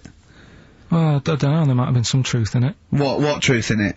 That he put 2 of every animal that existed into an ark. How big was this then? Why didn't they eat each other? Yeah, I know. I'm not saying. Imagine the noise, Carl. Yeah. No, Trying to there's- get a bit of there's- kit there. There's points to that where I go, that didn't happen, because where could he have been where there was a hamster and an elephant and a crocodile? Where was he? Do you know what I mean? But none I'm of it's saying, true. What bit do you believe? What do you mean? It got a bit wet. What are we talking about? The mammoth or the... No. What is up with you? No, it's just that we had a lot... seriously, have you got brain damage? No, it's just that we had a lot of topics going on there. I just don't know which were... No, we were talking about Noah. And then you suddenly go, I know where did we... What? With a mammoth or Noah? What? What you did, none of it's true. What? Think of it. Oh, God. Think of the first thing. Build an ark. Alright. Can I just clarify, what's an ark? It's a big boat thing. Right. I've never had any experience of carpentry. Just build a big boat thing. But I don't make... Just have a go, don't worry, you'll be alright, I'll make sure it's alright. But once I've built that, I mean, how big should I build it? What am I... Very big, it needs every animal, every animal, go on. Every animal. I mean, the boat building, fair enough. I told you to make it big. Right. Don't worry about the fish, they can swim. Okay, but so all the birds. Get the flightless ones though, they're drowned. Get the flightless ones, not the penguins, they're flightless but they can swim. But all other animals... I should be writing this down. Oh. Why, I mean, wouldn't you have took that opportunity to go, right, forget the, whatever. Mind you, the jellyfish didn't need to get in it, did it? But there's other animals where you can We don't need to be here. No. Because Karl is actually having a little argument with his own head. It's like, you remember that comic strip, The Numbskulls? Yeah. Where there's loads of people in there doing different stuff, that he can hear them. Yeah. And sometimes his own mind puts him off. Yeah. Like just then, he has an argument with himself and it puts him off. Right, what's your question? I'm just saying, don't mess about with a mammoth. Whoa, good. Okay. Well, what a platform, it's good. We've got a radio show, got our own radio show. People are spending money to advertise it, people are actually bothering to listen, and the words of wisdom coming out of your mouth is don't mess around with a mammoth. Brilliant. Great.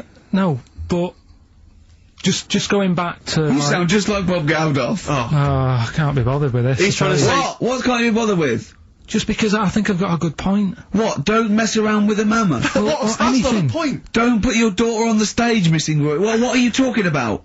It's just that I think there's too many animals knocking about. I mean, I know you love your cat and what have you. Waste of time, though. What do they do? Well, they frighten you.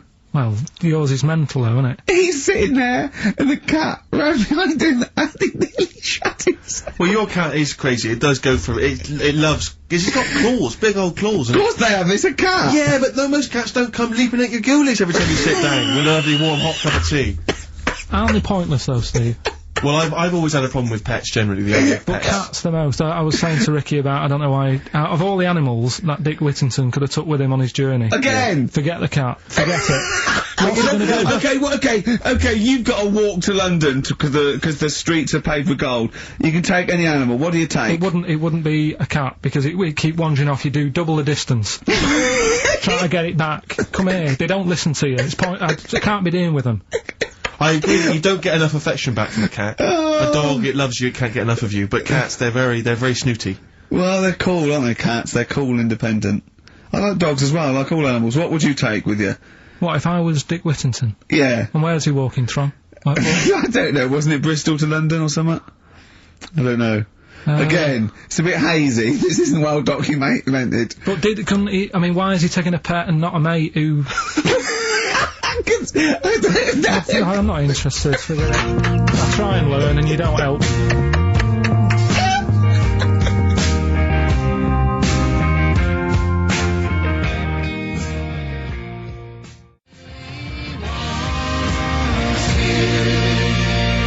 a track from the new Amy Mann album, The Forgotten Arm. It's called She Really Wants You. XFM 104.9, Ricky Gervais Show, and Karl Pilkington. Brilliant.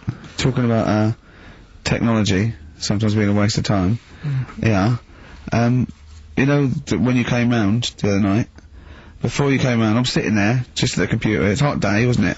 As you know, I was in my shorts. I was tucked in. I didn't get them out till you came round. Just my own business. Jane got some wax strips, and she went, let me just do your back. I went, no. Right, I haven't got a hairy back. I've got a couple of wispy hairs on my shoulders, probably about 20 either side. Nothing to worry about. It's not like I look one of those people that's like a gorilla on the beach. I assume your back looks a little bit like Karl's head. Exactly, yeah. And she went, let me just do this. I know, she put it on my back, and she ripped it off. I went, forget it. She went, I've got to do the other side now. I said, forget it. Oh God, I let her do the other side. It's ridiculous. it's so painful, and I've hardly got any hairs on the back, right?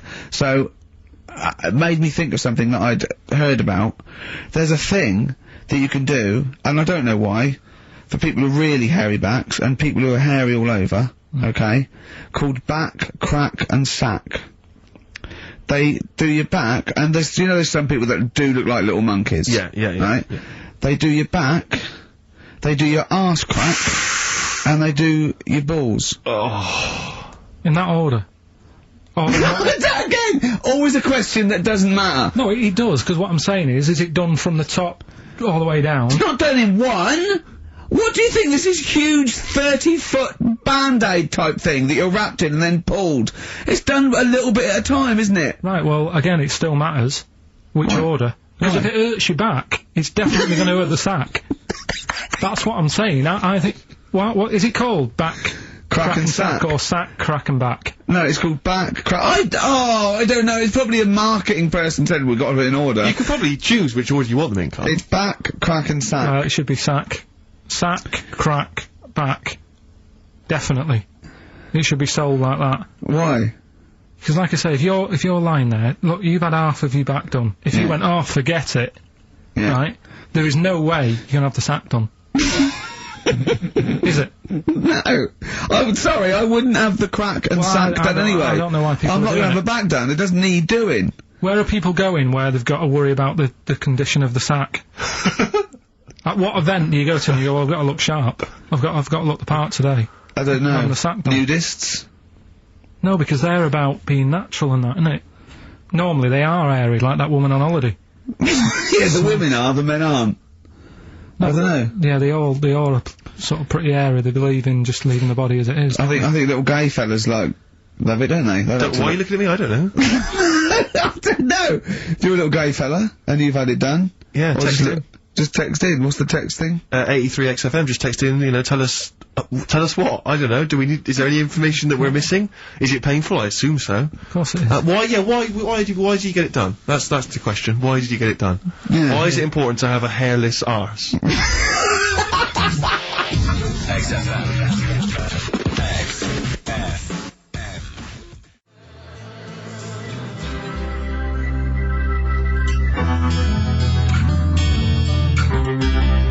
Touring breaks on XFM. Ricky Gervais Show and Karl Pilkington.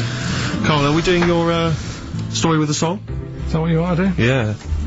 Well, excited about it. Like what was it the other week? We did Babushka. Did Babushka. Yeah.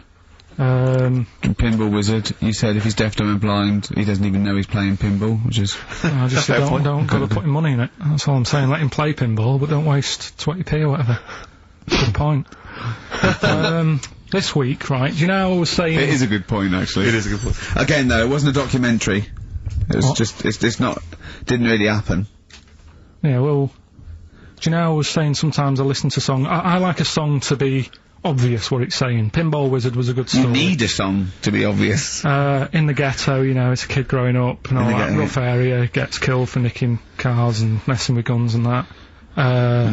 Living in the city, growing up in New York, rough area, how you cope with it and that, right? But they've got to be as simple as that. Otherwise, I'm not that I've got a brand new combine harver. It's about like machine. It's brand new. Yeah. It's brand new. But even though it's new, he's willing to lend it out to other people. No, but what I mean is, if you start trying to be clever, the story's lost on you, innit? Yeah. Not necessarily me or Rick, but yeah, sure. Go on, we know what you mean. Go on. On Primates, yeah. Well, this song here, right, it's not an XFM song, and you'll probably hate the song, to be honest. Go on, what is it? What's the song? Yeah. It's Wonderful Tonight. Right? Eric Clapton. Okay, it's alright. It's a sort of bluesy sort of ballad from the late 70s. Yeah, it's alright. But I'm always arguing with Suzanne, because every time I hear it, I'm getting different pictures in my head. Yeah. Of, like, what's going on, right? Okay. And I'm convinced it's about, like, this little cripple fella in a wheelchair, right? And he's knocking about with his wife. And we don't say cripple anymore, do we, Steve? Do we say cripple? I don't think we've said that since, 70s? I think it was the 70s when we stopped. Alright, just a little fella in a wheelchair then. Okay. And the story, it's all sort of, you know, how he's being pushed about by his... Again, that's not literally. By his wife, she's wheeling him about, what do you mean? Wheeling him about, they go to a party, everyone sort of looks round and looks at him. What makes you think that he's in a wheelchair? What's the clues? What's the words? There's loads of little things. There's like, well, like I say, something about his wife walking around with me and all that. Well, of course she is. She's pushing him about. But walking around. If someone said, "Oh, she was walking around with me," I'd think they were both walking round. There's a few. But that's not. Well, there must be another. There must be a reason why you suddenly thought that fella's in a wheelchair. Right. My wife's walking around with me. Put on your makeup, and I feel alright. No, and she's always saying, "Do you feel alright?" And that she's always asking him how he is. Yeah, but she's just listen. Let me play, right? And try and picture the scene, right? But now I'm only thinking of a little fella in a wheelchair. Well, have a listen to it, and you know, just everything that's been said. Okay. Understand why I'm thinking what I'm thinking. No, never. Yeah, there's no clue. But the thing is, that's what I'm picturing. But that doesn't mean it happened. You picture people that are half man, half moth. It doesn't mean it's possible. Do you know what I mean, Carl? What you think is usually not true. Suzanne is totally right. There is no reason. I have never, ever thought that Eric Clapton was singing about a little fella in a wheelchair. And the one clue in that, there's two, isn't there? Are you alright? Well, let me say that, little cripple.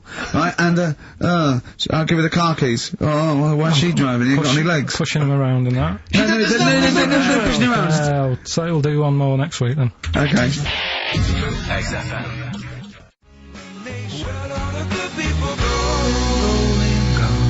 Jack Johnson on XFM. Carl. Right. Yeah, we were talking briefly earlier about something that you'd been reading. Well, it's just that you're always having a go at me, saying, you know, you're never happy. True. You know, what cheers you up? What's the best thing that can happen for you and stuff like that, right? Sorry, I have never said to you what's the best thing that can happen for you. No, but I'm like trying to encourage you. Steve's, and you have a bit. I've started reading more and I'm doing more science stuff, even though some of it does me head in, like I say. Knowledge is almost annoying. Right, knowing about that mammoth is annoying. Think about being a quote. Yeah. Think that if I have seen furthers cluster on the shoulder of giants, we will fight them on the beaches. E equals MC squared. Knowledge is annoying. Yeah. That's an amazing one. Karl Pilkington, 2005. No, but it can get you down, can't it? Go on. Knowing stuff that's going on. Yeah, knowing stuff. But sometimes I don't want to have stuff in my head. When I read a horrible story or someone tells me, I wish I didn't know it. Yeah. Yeah, that's all I'm saying. But, at the same time, there was something in the paper about, things to do before you die.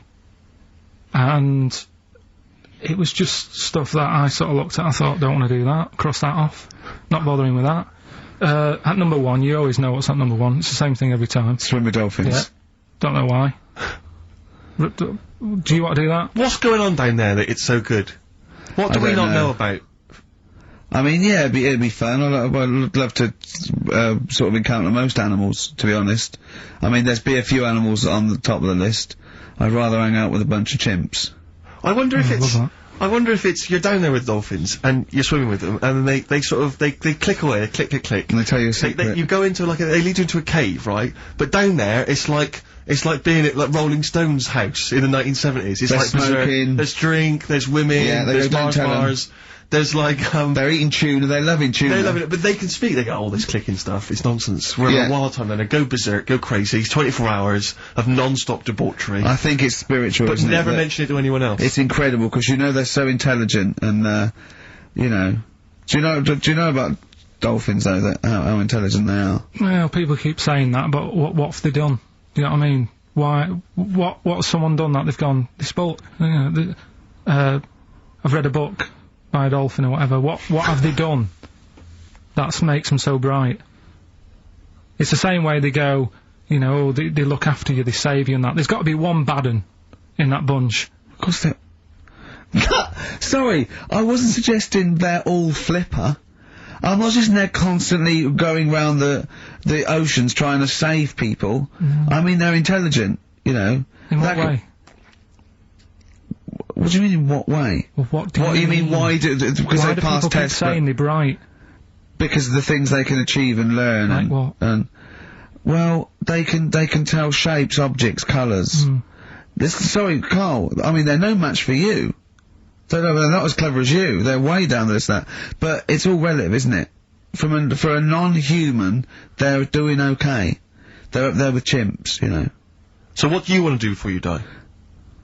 Anything? Any achievements you want to have? Well, if I'm ill, I'd prefer to go to the doctors than to go with the dolphins. Yeah. Why are you suddenly ill? It's not, when they say things to do before you die, they don't literally mean the day before. They mean you croak that you want to experience life. You can do it over the next 20 years. Is that what you thought you meant? Like, literally the 24 hours before like you a priest there going, give me the lift. What is it, Grandad? Dolphins. You know, no fit state, Grandad. Get me in the water. Get me down to Brighton. What do you think that list means? Well, yeah, that, you know, before you die. You're incredible, Carl. Amazing. You're all this time. Things to do before you die. That's why he doesn't want to do any of them. Didn't you think it was a bit extraordinary that you had to try and swim with dolphins and visit Disneyland and climb Mount Kilimanjaro all in the same afternoon? That's why I said to you, I would be in no mood for a dip. That's incredible! Always a new twist on things. Always a new twist on things. But you say about travelling and that, you like travelling and stuff, but why? Because I've seen and experienced extraordinary things, you know. I went to Kenya once, I met a man who was a vigilante. He was cleaning up his neighbourhood because the police were too corrupt to do it, carried a sword, and, you know, he was extraordinary. He'd been attacked, but he didn't care, he fought them off. He was trying in this little slum area to try and instill some law and order. He had to arrest his brother-in-law once. It was a fascinating story, and he was an extraordinary man. I went to Manchester, and I saw two lads with big heads and webbed feet looking at a house. There was a horse in the living room. I mean, that's living. Leave it then. Listen, I didn't realise it's like 7 minutes to, right? Well, come on then. Well, let's do Rockbusters, Yeah, do Rockbusters, and you got Monkey News. Well, we'll see if we've got time. No, we got to do Monkey News. Right, listen though, Justin, if he's out in the office... Oh, look, just quick, do the Rockbusters answers then. Have you got a winner? No, I don't even know the answers, we'll pick one. Alright then, the first one. Right, I just got the plastic cup. Right, the first one was, when I'm ill... Yeah. I throw up horse food. Right? Yeah. That's the clue. The initials were I-H. I got this one. And I must say, too. That was I sick haze, because when you're ill, you're sick. What do horses eat? They eat hay. I sick haze. I sick haze is the answer. You got that. Second one, that garden tool. That garden tool you've got, it's not yours. What you doing with it? Right? ND. That was different. That was what's a garden tool? A rake. Right? If it's not yours, what have you done? You've nicked it. You've nicked Drake. You've nicked that rake. Nick Drake. Nick Rake. Right? So that's ND. You got that. That's fine. No, that's fine. That's fine. The third one, that male sheep sounds well fed up. Go on. What's up with it? That was TR. Yeah. That was that ram. It's a ram. That's a male sheep. It's fed up. It's moaning. Ram moans. Ramones. The Ramones. So they got that as well. Well, let's give it to Jenny McKean from Isle of Wight, because she's got all three of those answers, and, Right, straight on to Monkey News. It better no, let's play a record then. We've got to do Monkey News. It's only 5 minutes to go. We've got time for a record and then some Monkey News, surely. Oh. Bit of XTC. Making plans for Nigel XTC. Okay, let's play the jingle. Oh, chimpanzee that Monkey News. Right, this happened in, Pittsburgh. Right? There was a rock band, and they've got this studio in Pittsburgh and what have you, and they're laying down tracks and stuff like that. And in the studio that they use, right, there's this monkey works there. Right, I love the way he throws that in. Like he throws that in, this monkey works there. No, it's just got a little gig there. He sort of, it carries the equipment in, guitars, stuff like that. It doesn't. He does. No, it doesn't. He just sort of cleans up after the band. No, he doesn't. Emptying the ashtrays. Doesn't happen. Sort of stuff. It doesn't does. happen. That's the gig it's got. Anyway, right.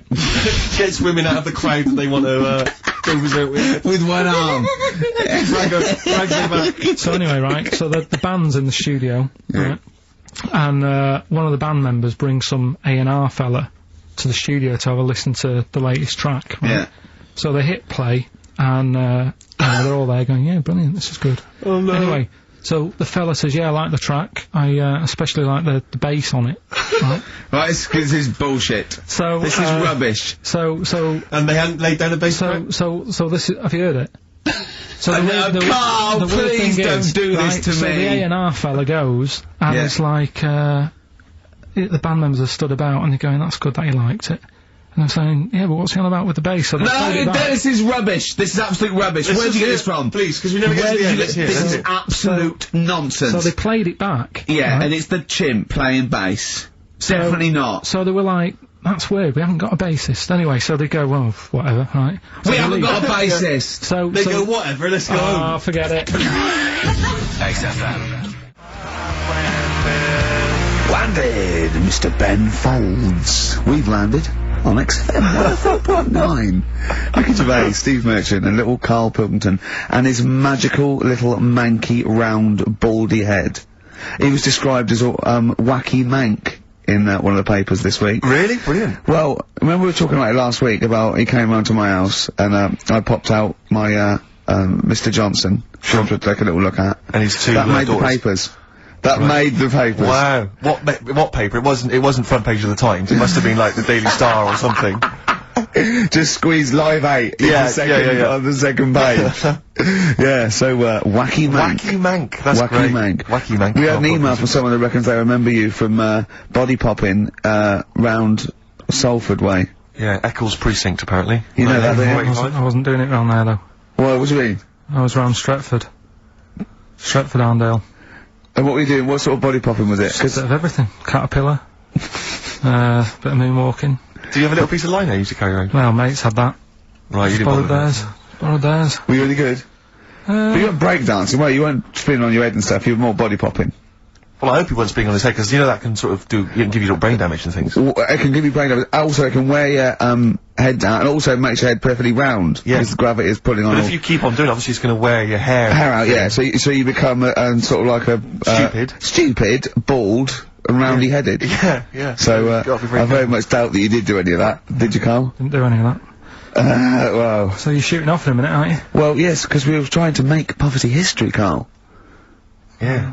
People are making poverty history all over the place. They're putting on a wristband, and it seems to be working because I haven't been poor for ages. I haven't been poor. And Alex had a stop bullying. Alex was wearing a stop bullying wristband, and as he himself said, he seems to have sorted that out. You haven't been bullied I for haven't been ages. bullied for years. So wristbands work. I saw one in a shop window the other day which said stop child abuse, and I bought one obviously because a lot of people say, you know, does it make a difference, but it was only £1 and I'd only spent it on kiddie porn. So, you know, I think I've made a little difference there, in a small way. On a serious note, though, I like the idea that stop child abuse. If you're a paedophile and you're walking along the street in your Mac, right? You got a puppy in one hand, a bag of sweets in the other, and you see this wristband, and you go, "Oh, stop it." Oh, okay then. Yeah, I All right. thought before, that's All what right I then. think. Okay, fair enough. Yeah, Yeah. well, I won't be doing that Yeah, again. he was hanging around in Topshop for unsavoury reasons. He saw them in there for only £1. Karl, we haven't got long, have we? We've got an hour and a half because we've got to shoot off. I've got to shoot off down to Live 8 and introduce Rem. So we got a lot to pack in. We got the Rockbusters, and then we give away. I just saw those. I'll finish the sentence in a minute. I look forward to it. I'm getting excited. I'm getting excited. So we got so much to pack in. I haven't got time to finish all my. So listen, right? Do you know the things we're giving away? The signed little Homer, the Nigel Tufnell thing, and the Flanimals, right? Looks brilliant. They've done a brilliant job. The people here at XFM. So take back all you were saying about them, Karl.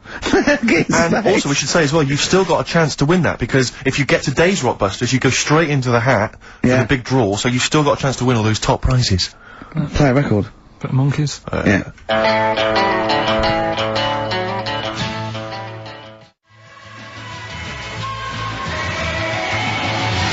Monkeys. Pleasant Valley Sunday. Alright, do you like that, Karl? It's alright, yeah. What's it about? Well, if you heard, it was a sort of description of, you know, typical suburbia, isn't it? Here in status symbol land. You know, it's a sly dig. When the monkeys get a bee in their bonnet about something, Oh, you better not. you do not want to be on the receiving end of that. Yeah. We've got a good song with a story later. Go on, what we got?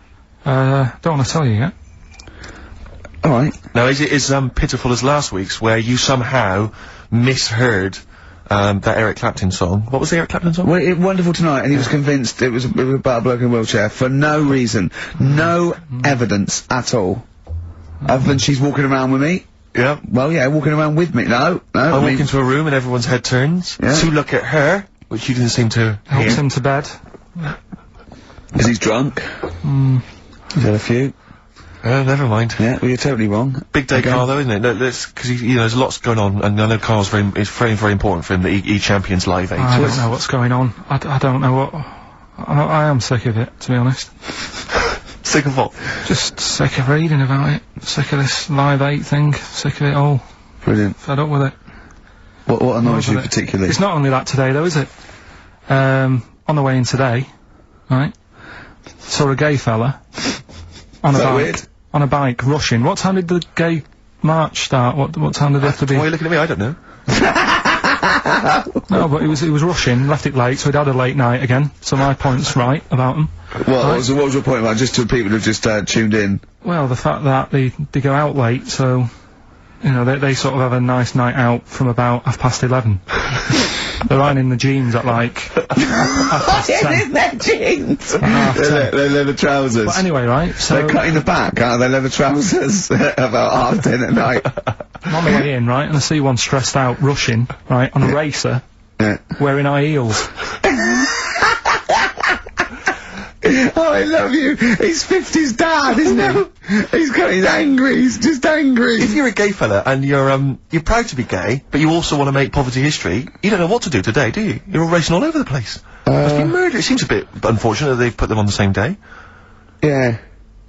Well, you can get little leather studded wristbands that say make poverty history. Yeah. So you know, you can join in on both parts. You can kill two birds at once, then. Yeah. But why is Live 8 stressing you out? It's for a good cause. You must have, I know we've discussed this in the past, and you don't really know what you're talking about. But I mean, maybe that's the problem. I'm just, I don't know. I mean, I could have told them ages ago that there was no way that they were going to pay it back. I knew that was going to happen. I love that. But they didn't consult you, did they? When they were handing out this money willy-nilly to people who were dying, you could have had a quiet word with them. All I'm saying is, you could have said to Harold Wilson, Harold, you're not going to get this back, mate. You are not going to get this back, mate. When I wanted a mortgage, I had to supply 3 wage slips, is what I'm saying. I was double-checked out loads of times. I'd like to see, have you ever seen that guy Alvin Hall, who gives financial advice to perhaps teenagers who don't know how to spend their money wisely? Alright. Perhaps like send him over there. He's the guy with the bow tie. Oh yeah, you know what I mean? Yeah. I'd send him over there and just sort of have a chat with him and say, you know, make a list of what you're spending it on. So he's basically, will you be annoyed if they drop all debt and double aid and everything? No, because I mean, you know, people sometimes need help and that, don't they? You've got to help people out, but it's how many times is the thing. You know what I mean? Let them off. But do I, you know, I've got this, monthly payment at the moment, haven't I? Yeah. I'm paying for tools for people out there who need a drill to build a house or whatever. Yeah. Am I now in my right to say, well, you can't have it all? Do you want the drill, or do you want the debt cancelled? This is what I'm saying. Okay. I'm just, you know, I'm all happy to help people out. Do you think they're taking us for a mug? Is that what you think you might be taking? We'll see, won't we? Time will tell, won't we? You know what I mean? If next year, at the same time, Geldof's putting on another gig, I'll go, what's going on now? Geldof putting on another gig! And the Mean Fiddler! What's going on now? I think you're missing out on the true meaning of today, Karl, which is an opportunity to see Keane for free. I think that's the problem. I don't want to go. I don't like crowds and that, do I? Right. Can't be dealing with that. Don't like big crowds. People, because I was talking to people at work about it, and they were saying, oh, you know, it's a big occasion, it's one of them events, like, you've got to be down there, because in years to come, when they say, you know, were you there, I don't see what's good about having a memory being stuck in a crowd of 150,000 people. I prefer to do something nice, say if I have, like, a nice cake and a cup of tea, right? In years to come, when they go, do you remember that day when we were all cramped and what have you? I'll go, no, I was on a nice cake and a cup of tea. So I've got a nicer memory than them. So I believe in doing something nice on a big occasion, do you know what I mean, on a special day. Do something nice, remember that. The thing is, you have got a nicer memory than them, because when you look back and they say what you're doing 20 years ago, your memory will tell you you were actually having a cup of tea and a cake, but with a chimpanzee that could talk English. That's what your memory will tell you. You're thinking, oh, I was out with my mate. I was out with my mate Marty. He's a chimp. And it just, you'll be in cuckoo land by the time you're 50. You'll be just going, oh, it was great that day. Remember Suzanne? I don't know what I'm talking to Suzanne. She's left you. She's left you. She's had enough of you waking up. Well, she's down in Hyde Park watching Bed Shaped live. She's not worried about cake and a cup of tea. Have you ever done a march or anything though? Have you ever sort of... What are you saying? Have you, you know, you're having a go at me for not getting behind it all, right? Which I am, because I've got more standing orders going out my account for charities than anything, right? But have you ever got behind a problem? No. I don't think I have, to be fair, no. No, I am quite slack in that respect. It does take a lot of effort though, doesn't it? Well, it depends. What sort? Well, you know, if you're gonna do one of those walks from John O'Groats to Land's End or something, that's a lot of time commitment. There's one, I tell you what, there is one that looks alright. On, Portland Place, just off Oxford Street, there's always, just a little Chinese fella sat on the pavement, right? Oh, I've seen him, yeah. What's that all about? Yeah. He's just sat there with a poster, but you don't know what it's for, because it's in Chinese. Yeah. So he's just always sat there. But for me, that's the sort of march I want, where you just, and he's only there when it's sunny. If it's raining, they don't bother. I tell a lie, I did pop down when all those women walked through London in their bras.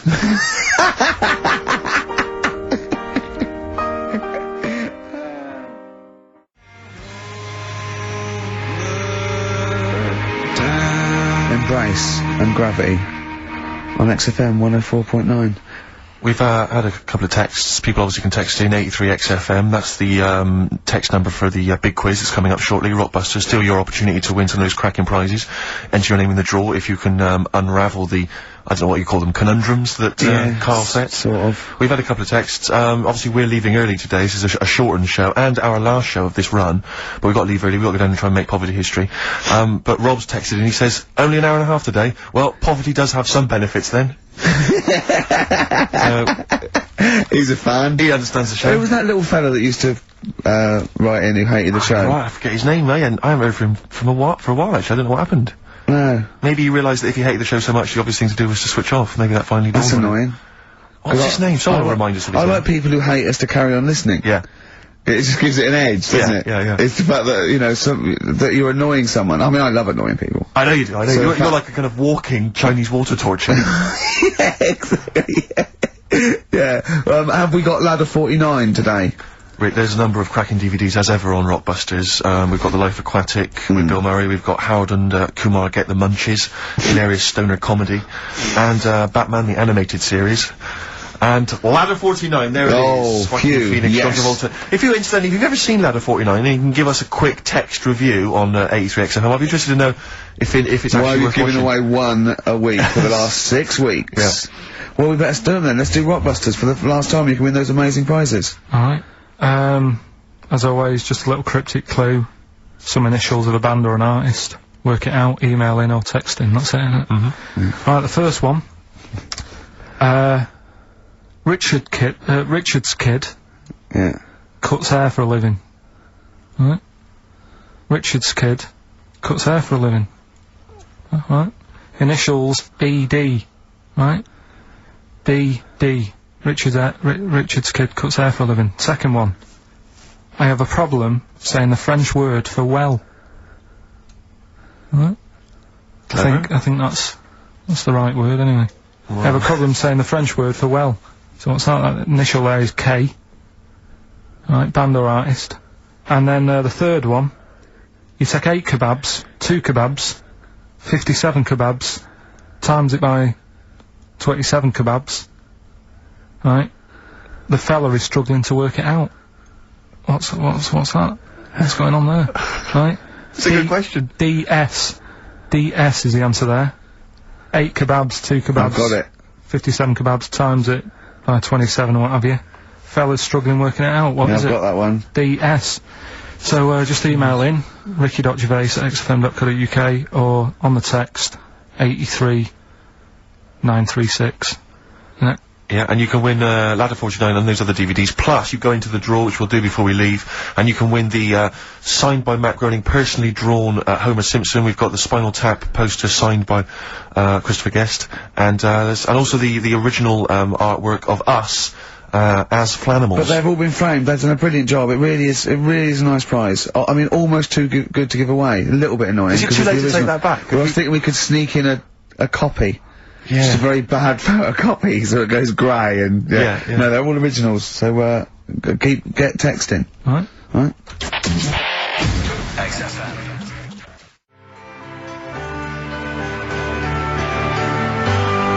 R.E.M., Night Swimming, beautiful song, brilliant band. I've got to introduce them, and I'm actually nervous. Yeah. I never get nervous. You never get nervous, do I you? never get nervous, and I get a little adrenaline rush. It just takes, 80% of the world's population to be watching you, and then you get a little bit jittery. And I didn't know what to wear. No. No, this is interesting, actually. I don't know, no. For a moment there, I was thinking maybe Ricky's got to pop home first before he goes down to bring on the band. But if you are watching it, or if you're there, obviously not there, if you were there, you wouldn't be listening to this, but if you're watching it on TV, do check Ricky out, because how do you describe that particular look? Ricky's wearing, sweatpants. I assume they're sweatpants. They're not pyjama bottoms, are they? They're sweatpants, they're sort of, And you've got just a white t-shirt, cheap plain white t-shirt. Yeah. And basically Ricky is wearing, it's like, he's made so little effort. The only way he could have made less effort was if he wasn't wearing any clothes. And he was just wearing his underpants that he slept in. But he's actually bothered to put on a t-shirt and a pair of sweatpants and some trainers. Yeah, well. Jonathan Ross is gonna probably be wearing a suit, one of his, expensive suits, whatever, and... Yeah, but he won't be as comfortable as me. Well, true. Did it not occur to you for a moment to maybe make slightly more of an effort? Perhaps put on a jacket? A jacket looks silly with tracksuit bottoms. Well, again, you could have changed the tracksuit bottoms. I mean, they're a mainstay of the outfit, are they? It's like, they're not changing for anything. Yeah. I've got very little things that I haven't got a drawstring or elasticated waistband. No, sure. I don't want to be bothering with buttons and zips and hooks. There's gonna come a point, isn't there, where you're just gonna wear, I don't know, smocks. Baby grow. Baby grow. Baby grow with a flap. That'd be great, wouldn't it? Those little mittens. Yeah, that'd be great. And then an oven glove, so I can just get stuff out of the oven, eat it, let it drop everywhere. Yeah. Right, and then just get out of the baby grow, put a new one on, a clean one on. All those kind of red flannel things with the which cowboys wear. Yeah. The kind of buttoned up. Yeah, like old cowboys. Yeah. Grandpa, he comes out with the shotgun. Exactly. And Exactly. yeah, the long johns. Well, how's it going with Rockbusters? Anyone got the answers? Actually, one guy is, he texted in, James in Deptford, he's, offered some answers, and he says here, the guy that hated us, famously, of course, we should have remembered, Dickie Anderson. Dickie Anderson? Richard Anderson, of course. I don't know if Dickie's still listening. If he is, obviously email in ricky.gervais@xfm.co.uk and, tell us what you've been doing, how you've been keeping busy and stuff. Yeah. Nice to hear from him. Chris Campling hasn't called, has he, either? Yeah, Campling. The one that thinks that not only is this whole show scripted, imagine that, right, but that Karl is a character created by us. Yeah. He's actually an actor. Oh, I finally Look at that, a shaved monkey we got. I'll tell you, you're gonna go along later to the Live 8 gig and you're probably gonna see some bands that can make an effort to entertain you, but, if you want entertainment, Rick, you know it. Go on. There's only one person to book. Go on. Me.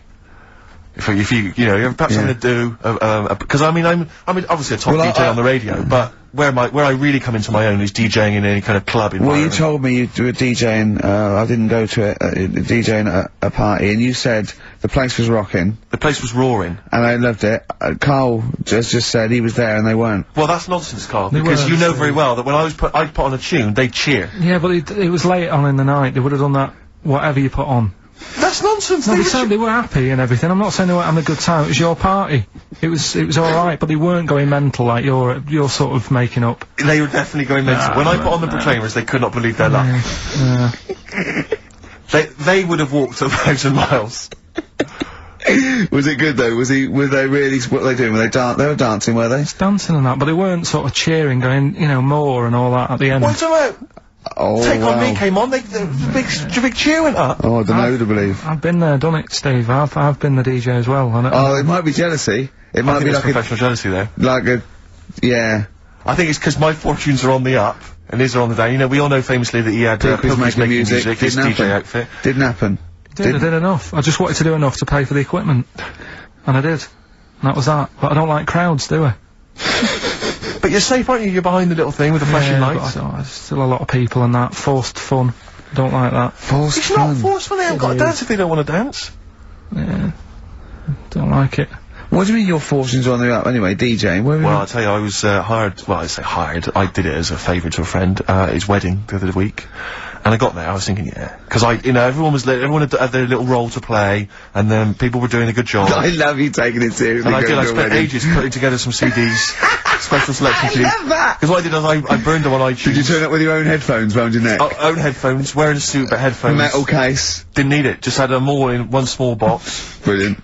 boom. I thought this is good stuff. I got some classics here. Give me an example. Give me an example of that, like the first hour, the warm-up hour. Rick, I'm coming straight in with, Frankie Valli, Oh What a Night. Brilliant track. I mean, when those beats start at the beginning, who's not getting on the dance floor? Wait a minute, what's this following up? Go on. It's the Jacksons. What, I Want You Back? I Want You Back. Brilliant. It sounds good at the moment, Carl. Yeah.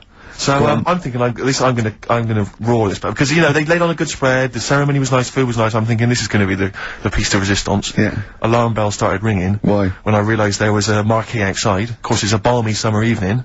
I'm stuck inside. On the dance floor, so I'm thinking I'm gonna be struggling here to get them in. even with flavours like this, I thought I'd struggle, Rick. So I'm sat there in my suit. I'm sat behind this little DJ console. I got to all the big numbers. There's one or two people making some token effort, but frankly, most people are outside everywhere. So I was livid. Of course, they couldn't hear it out there. So I was playing to an empty room, really, and I was furious. I was absolutely furious. Because, I mean, what is, you know, you're wasting my time. You're wasting now, I could have just stuck the CD on and They're gone out, wasting Frankie Valli's. Frankie Valli's They're time. wasting the Jackson 5's They're time. wasting, you know, D-Light's time. Yeah, yeah. And, so I'm sat there, and there's a couple of people making a cursory effort, mainly when they come to get a drink from the bar, they might have a little quick, you know, couple of twos. You shout, we don't want your Not lot. interested. All of you or no All one. of you or no one at all. And, then there's a microphone set up because people have been doing speeches. This little girl gets on the mic, right? It's being funneled through the speaker system. So every time I put my headphones on, Miss Dynamite, was it? It wasn't sadly Miss Dynamite, although she decided to, have a little go at MCing. She was screeching her little head How off. old is she? Oh, I don't know, 8 or 9. At their most annoying.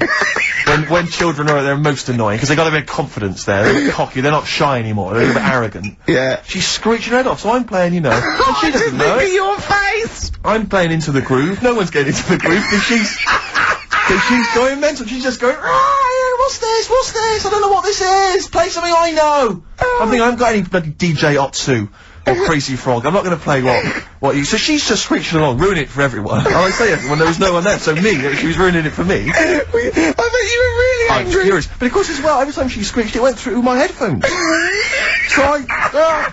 So, of course, and then her dad comes along, right? And I'm thinking, alright, he's seen what's just happening. imagine you in your suit, sweating, getting annoyed at someone Livid. ruining your set that no one's listening to. I think, her dad's coming over, he's gonna put pay to this. He's realised that, you know, she's causing a disturbance. He comes over there, joins in. No. Sits her on his lap, he's just saying, she's having a well of a time. I'm thinking I'm furious. I'm thinking it's his responsibility to shut her up. He's not Yeah, gonna do anything. I What can I agree. do? I can't step in. No. And I know very well that if I interfere, he's gonna say, oh, well, she's enjoying herself and no one's dancing anyway, and we'd have just got into a fracas. Yeah. I didn't want to start a fight. No. Because So, I don't know, but he'd have knocked you out, wouldn't he? Someone would have got knocked out. And I'm not saying who it would have been, but, you know, but there was, to bear in mind, Rick, there would have been 2 of them. And, so I didn't want to get into a fight with him.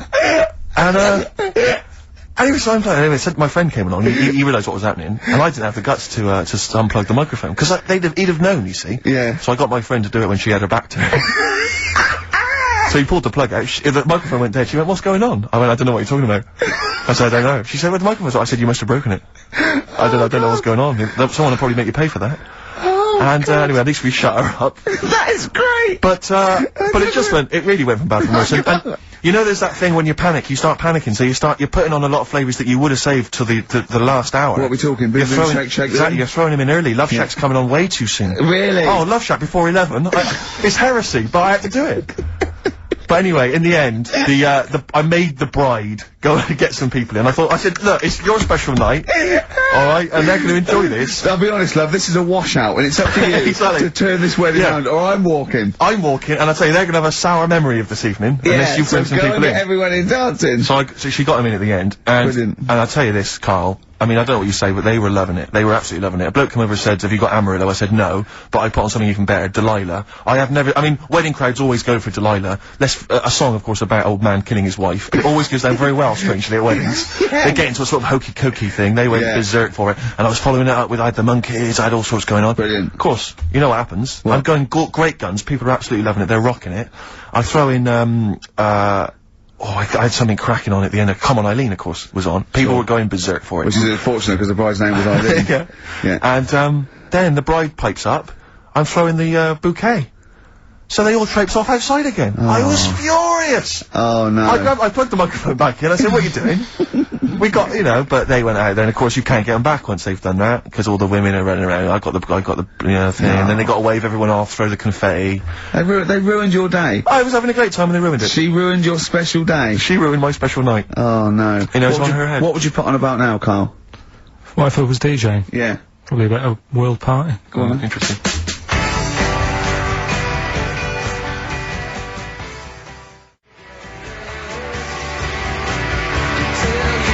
Put the message in the box, put the message in the car, drive the car around the world, and I'm imagining that message is make poverty history. That's World Party, put the message in the box. Can I just say quickly while I think of it, we get a lot of emails from people, a lot of texts saying, can you send a big shout out, stuff like that. You know, I've just looked at one now, Scott and Julie in Australia listening, they want a big shout out, big shout to them. But there's so many people that do it, and I'm obviously, just want to say, sorry we never get to your emails, we're very, very lazy, we never really get to look through them, but we obviously do appreciate you emailing in, texting in, stuff like that. And also, can I send a big shout out to my grandparents, who I believe might be listening on their new digital radio? They're pretty high tech. Down in West Country. Yeah. Are they the merchants of, Bristol? Merchants, yeah. Props to them. Props to them, yeah. It's a slightly truncated show, isn't it, today, Carl? We've got I don't nothing like I would it. trust. I don't like change, and that's what's happened. I'm not You happy don't, do today. you? You're like Rain Man. Yeah. He really is like Rain Man. Anything change, he's got to get in a little routine. You can't. No, I don't like to. I'm not like Suzanne's mum and dad and what have you, where routine cannot change no matter what. Like what? Well, we've talked about it where, you know, if it's a Tuesday, I'm having sausage, egg and chips no matter where I am. That's what they're like. Right. That's what they'll remember, actually. When I'm saying about stuff about Live 8 and all that, you know, people will remember. If people said to a dad, you know, you remember Live 8? Okay, what day was it on? Tuesday, when I had sausage and chips. Nothing changes. But the thing is, today, normally we have a bit of a, you know, I know what we're doing where and all that, and it's all sort of messed up. We don't usually know what we're doing where. We say, what should we do next? No, You go, what? but I know, like, Rockbusters has been done early. Right. So that's normally done at That's about really about 5 throwing you. I minutes. think, I just don't. I don't like all this change and that. It's messing about, isn't it? Rain Man. So what do you want now? Well, what about Song with a Story? See with the. Right. Well, last week. Look at him, he's in a genuinely foul mood. No, he's actually rocking. Yeah. He's actually rocking like Rain Man as well. Last week we did, like you say, Eric Clapton. This is the section where we play a song with a story. I think every song, if it's a good song, it's got a story. You've got to listen to it, sort of, you know, from the start. You get in the middle, you're going, oh, how's it going to end and all that. Yeah. You wait another minute, you know the ending, you're happy. But the thing is, as Steve said, you know, sometimes you're disappointed with it, so it's not a good story. And as Steve said, I'm not sure you're finding what you need in a song for a story. Why don't you read a book, a novel? If you want a really good story that engrosses you and why don't you read a book? You're not going to get it from a pop I haven't song. got time for a book. Song's 3.5 minutes. And that's it, is it? And that satisfied you? Well, yeah, it gets you thinking for a few minutes, then you move on. This Then you one, stop thinking. 2 minutes 50, this one, right? It's brilliant. Go on then. It's about, last week we talked about the little crippled fella, right? This one, as I say, I don't think we say cripple anymore, but go on. alright, this one, someone emailed in saying, if you want a song about that, this is a song you ought to listen to, right? Right. It's about this fella who, basically something happened, I think he's in a wheelchair, right, for some reason. You thought that last time. His wife, you know, likes going out. She doesn't take him with her when she goes out. Right. Is it Ruby, Don't Take Your Love to Town? Yeah. Brilliant song. We'll just play it then. Yeah, great song. Alright. You've painted up your lips and rolled and curled your tinted hair. For God's sakes, turn around. What do you mean? Oh, it's just, it's a good story. It starts off well and that, you're feeling sorry for him, but then he says, where's me gun? Yeah. Because she's a slut. Why? Because she's going off. Yeah, but what does he expect her to do?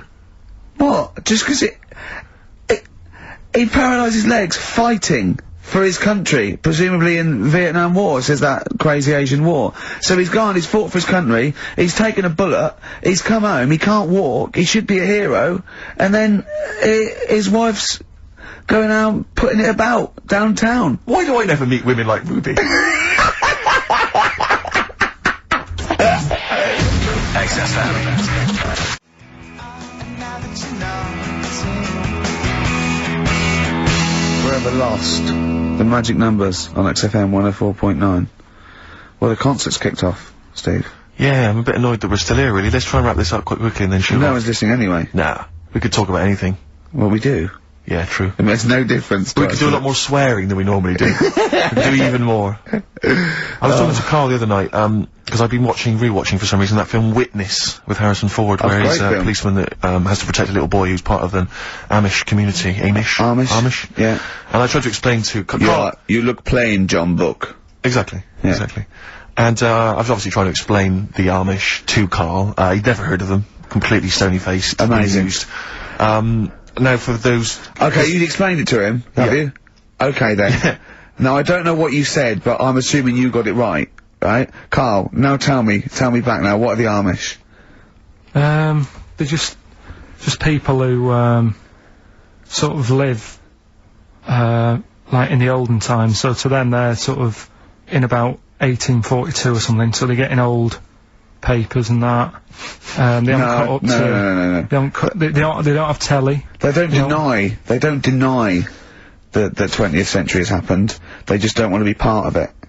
They look up and they see planes and they know what they are, and they go into the town and they see it in the window of Dixon's, a telly. They just don't want to be part of it. No, they're still living. They are still living like it's that's what I mean, yeah. Yeah, but they know about everything else. They just don't want to be part of it because they think that the sort of the revolution was a bad thing. They think that society became more and more depraved, and they wanted to go away from it, and they want to go back to old values, and they think they don't need TV and jets and that way of life. They can survive in the old way because the old way was better. Missing out on Live 8. Yeah, but they haven't had Band-Aid yet. Yeah. I think this is the problem that Carl had. He in his mind, they were just a bit delayed, so that in his head they were slowly moving towards the 20th century. They wouldn't be able to watch most of these bands, all their electric guitar. They'd be allowed to watch Tracy Chapman. Yeah. Doing an acoustic set. Yeah. Between the bands. Yeah. That'd be alright. But no, in Carl's mind, it's like if he... Although they wouldn't like Fast Car. They wouldn't like singing about that. They go, I don't know what you're talking about. Pony and Trap. You got a pony and trap. That'd be alright. But are they still, do they still get sort of rubbish post and that saying we need your money for this, or, get behind this charity? They live in a isolated community. They're farmers, aren't they? They're farmers. It's an agricultural community, and they're obviously very staunchly religious. In actual fact, it would suit you very well, because you hate crowds, you hate groups of people, you don't like the modern world. You'd love it down there, wouldn't you? He wouldn't like getting up at 4 o'clock to milk a cow, though, would he? Well, no, but he'd get used to it. Go back to bed, couldn't you? It's probably out. I mean, have they got anything to do with the Hare Krishna people? No, nothing at all. Because out of all the religions, that's, I'm not a religious person. I don't understand. You're only saying Hare Krishna because you've got the head. That's the only reason you think it'd be... I'm halfway there. Yeah. But the thing is, out of all it, you just, what was that? Money just fell out of my pocket where I'm nearly laying down. That's the danger of wearing sweatpants everywhere you go. I'm only ever lying down in a chair. No, I'm I've never been a religious type, if people want to do it, I let them do it and what have you. Good of you. But out of all of them, I want one that's not going to take over your life. I don't want one where you've got to get up 3 times a day, and you've got to go and pray and that, you've got to get up early. Forget that. It's getting in the way. But if it's something like, I was walking to work the other day, right, across Oxford Street, there's a little Hare Krishna fella there, and, he sort of had, he had a leaflet and stuff, and, he said, are you interested? And I said, what do you do? And, he said, well, we're against getting stressed out and what have you. And, he gave me a plum. They hand out food for some reason. But, I sort of asked a few questions. That's the imagery. These 2 bold people, one of which is wearing an orange smock. Holding a plum in the middle. He hands the other one a plum. It's almost like you can imagine some kind of religious painting. Yeah, exactly, yeah. But what is their sort of main thing? Because he didn't really tell me that much. He was a Japanese bloke, so I didn't know what he was saying that much. Why? He wasn't speaking English? Not very well. He wasn't the best sales bloke to send out for them, is what I'm saying. Yeah. But what's that? Are they? You're saying they're nothing like? Well, I believe Hare Krishna is a kind of as an offshoot of a sort of Buddhist faith. It is. I think they are Buddhist, aren't they? Yeah, and obviously their kind of trademark, as it were, is that they have to say. I believe they have to say Hare Krishna, Hare Krishna in a certain rhythm, in a certain order, a certain amount of times per day. That's why you see them walking down the street saying Hare Krishna, Hare Krishna, because it's actually a sort of religious chant which they're obliged to do. So you see, even if you go into the Hare Krishna faith, you may find yourself, you know, in Tesco or whatever, forced to say Hare Krishna, Hare Krishna. Out loud, not just thinking it. Yeah, no, out loud. You can put it on an iPod and you couldn't put that on an iPod. No, it doesn't count. No, I think you have to actually say it. So I guess that kind of eats into your social life a little bit. And there's the wearing orange as well. Particularly frustrating, I imagine, if you're in a cinema or a library. A little bit awkward there, you know, midway through, or Star you Wars, live next door to a bloke called Hare Krishna. Yeah. Who constantly thinks you're calling him. Yeah. That probably... Yeah. So that's in essence, I mean, I don't think we've quite done the Hare Krishna faith, its full service there, but, so interesting to you? I mean, you got handed a plum, you've been treated well by them. Yeah, well, but he couldn't tell. I just wanted to know how much time it would take up, what are the benefits, you know, what can you do, what can't you do? Well, I think the benefits are they probably don't get stressed out, they've probably got that sort of, that zen, that chi-ness about them where they try and interact and... Quite meditative. Yeah. Yeah. They've got some nice trainers as well, don't they, with their orange. What are you looking for then in a faith, Karl? You say what are the benefits? I mean, obviously Catholicism, you get the communion wine and bread, so...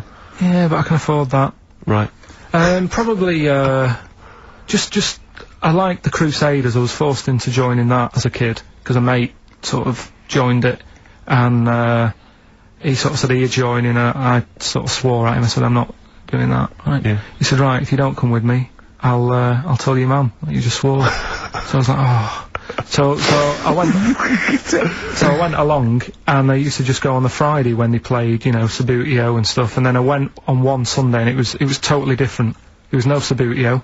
There was no sort of, you know, table tennis. The thing where you hold a thing and knock things over. Skittles. There was all that on a Friday. Went on the Sunday, it was rubbish. He said, right, sit down in this room. They gave me a Bible. Thought, this looks too heavy, this is too big. I'm not interested in this book. And, I never went again. I used to hide on a Sunday when they came round. And, that's been the only sort of... I suddenly, why did it suddenly turn out to have to hide on a Sunday when they're coming round? Because they wouldn't leave. They wouldn't leave. Who was it? Were they adults? It was sort of a... Well, he seemed like an adult to me at the time, but he was probably about 27. Well, that is an adult. Yeah, but, do you know what I mean? He seemed a lot older when I was a kid. Yeah. And he came knocking and that, and he used to say to me, Mum, I'll just tell him I'm ill or something. And, he used to hang around to see if I'd eventually come out to play and that. And if I did, I think they would have grabbed me and took me there. I love the idea that for you religion has to bring with it some kind of gift. It's like, you know, join our faith and you get an alarm clock radio. It's like something like I think religion does bring a gift. Usually, it's... Well, the gift of the Lord. Well, the gift of everlasting life, isn't it? And that's the problem with it, you know. A lot of people believe in it because they think... But for Karl, his feeling is like, that should be a given. That's safe. I'm definitely going home with eternal life. But what else can I have? Is there an iPod? You have to have a religion? Because obviously I don't have a religion, I don't miss it, and I wouldn't want one. I'm an atheist. And that's out of belief, that's out of logic. And we don't get into the politics or the morality of it. Why do you feel you need a religion? Why don't you just get a hobby? Well, I didn't want one. I don't want one. I just was saying that, you know, if I was to get one, which one would I go for? Is what I'm saying. I'd like to see you perhaps as a Jew. I think Judaism would suit you well, I think. What are the hours like for that? Tough. It can be tricky. That's what I mean. I don't want anything that's, you know... And they have a day where they don't eat and stuff. I couldn't be doing that. So then they have days when they eat a lot too much? Yeah, but what happens if I'm not that hungry that day? Like I say, I don't like change. You know what I mean? I like my Cheerios in the morning.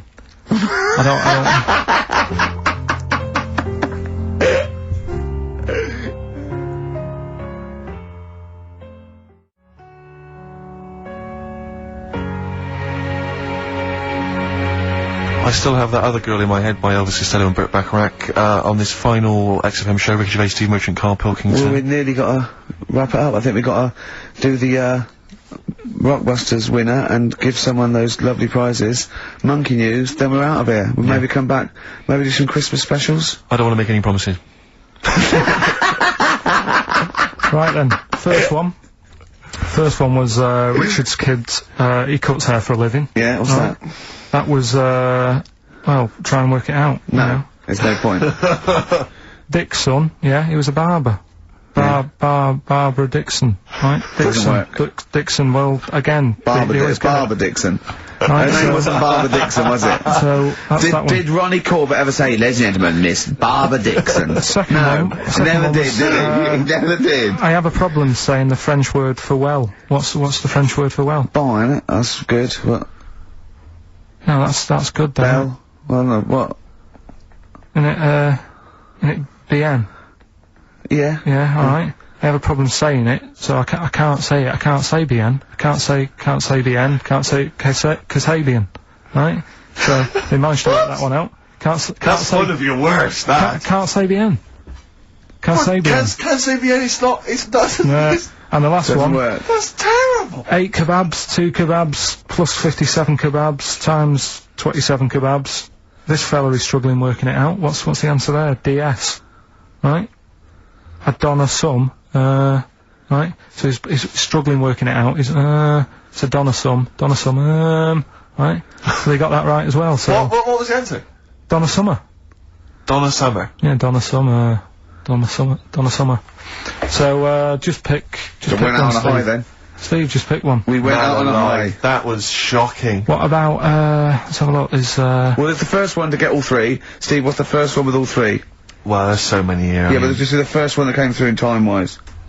probably that one there. No, I don't like Rob because he's been slagging us off. In fact, no, let's give it to Rob. He hates If he's the show. first, if he's the first. No, to be honest with you, Rob's been slagging us off, but at least he knows. I mean, at least he's got some taste. Yeah. You know. Yeah, well, right, if he was the first, then Rob's the winner. We'll give Rob. He gets a Ladder 49 and a bunch of other DVDs, but that means he goes straight into the you're hat putting him for in the there big now. draw. I'm just going to write his name now. I'm going to throw that straight in the hat. I can imagine that no one, even the people who've entered, are that excited. Not because the prizes aren't great, but I'm worried that they don't appreciate it, Rick. Do you know, I get the feeling that our listeners, they just don't appreciate the fact that we've gone to all this trouble, we've got the Homer Simpson drawing and things like that. I just feel like these people don't deserve it. And do you know what, it's weird, I just wish we had a better quality of listener. Like, people who listen to Radio 2, they deserve it, you know, they're elderly and infirm, some of them, it would really cheer them up, but our lot, you know, drug addicts, Yeah, let me pick you that know, out. truck drivers. So I've just put all the names in the hat, all the previous winners from the previous weeks, and Who's Rob as well. is Pilky, gonna put it out? Do you want Pilky or do you want Ricky? Oh, well, let's have the shaved monkey do it. Alright. Plunge your hand in there. It's just, that's one, innit? That's it, just pull that one out, check who it is. Right, it's, Gavin Thompson in Edinburgh. Well done, Gav. Are we gonna get them up there? That's not his problem! You gotta post them, you gotta pay. They're amazing prizes! Yeah, but the Spinal Tap one, it's about 5 foot, innit? Well, they can post it, it'll cost them a few quid. It's a radio station. I think he should have to come and collect it. No, just because then it'll at least it'll prove that Where's he's he interested. from? Edinburgh. Give it to Bob Geldof. I'll give it to Bob Geldof. He's walking up there, see? He can look it.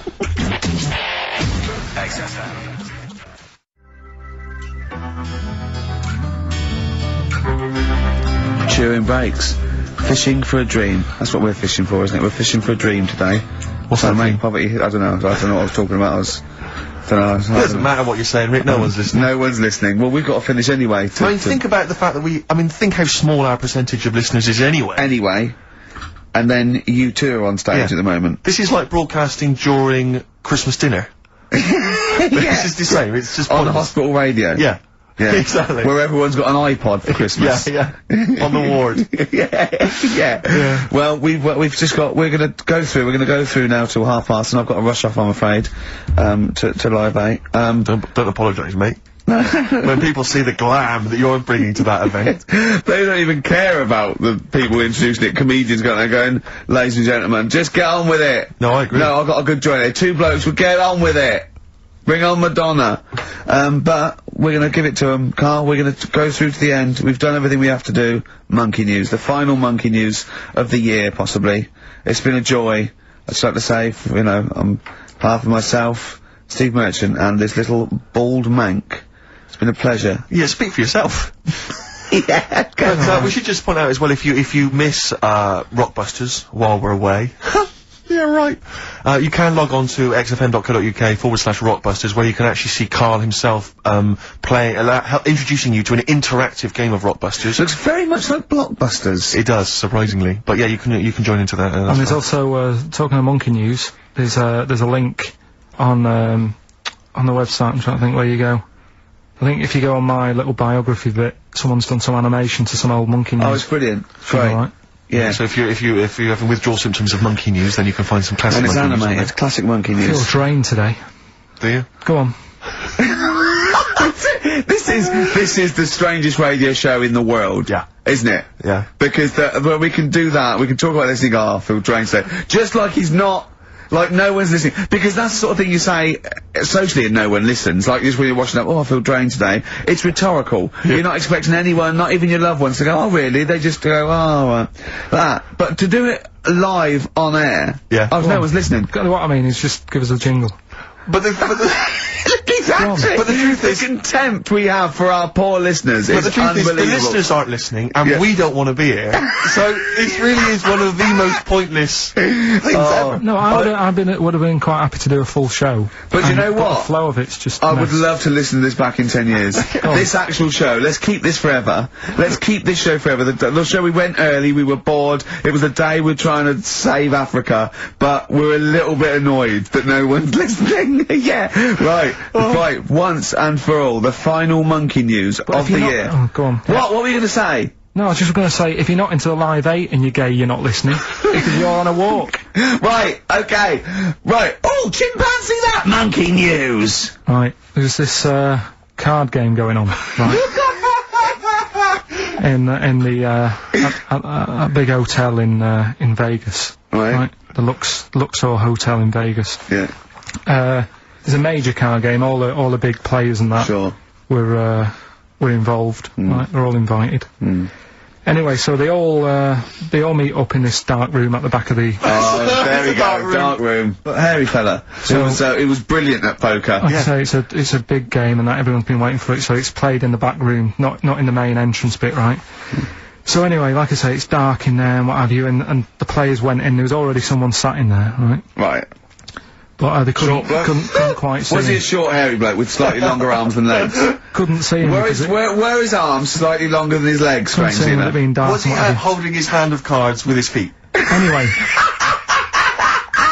So the cards were dealt, right? Cards were dealt, game's going on. His cards with his feet! Game went on for hours, right? No one's listening. The terrible thing is that not even we're listening to Karl now. I know. Literally no one is listening to Karl. Insulting. There was a lot of smoking going on. It's going on. A lot of eating and nuts going on. That was a bit weird because they don't normally get through as many, but for this night. So, come on, let's just play Bruce. Goodbye, everybody. See you maybe Christmas time. Goodbye. Yeah, right.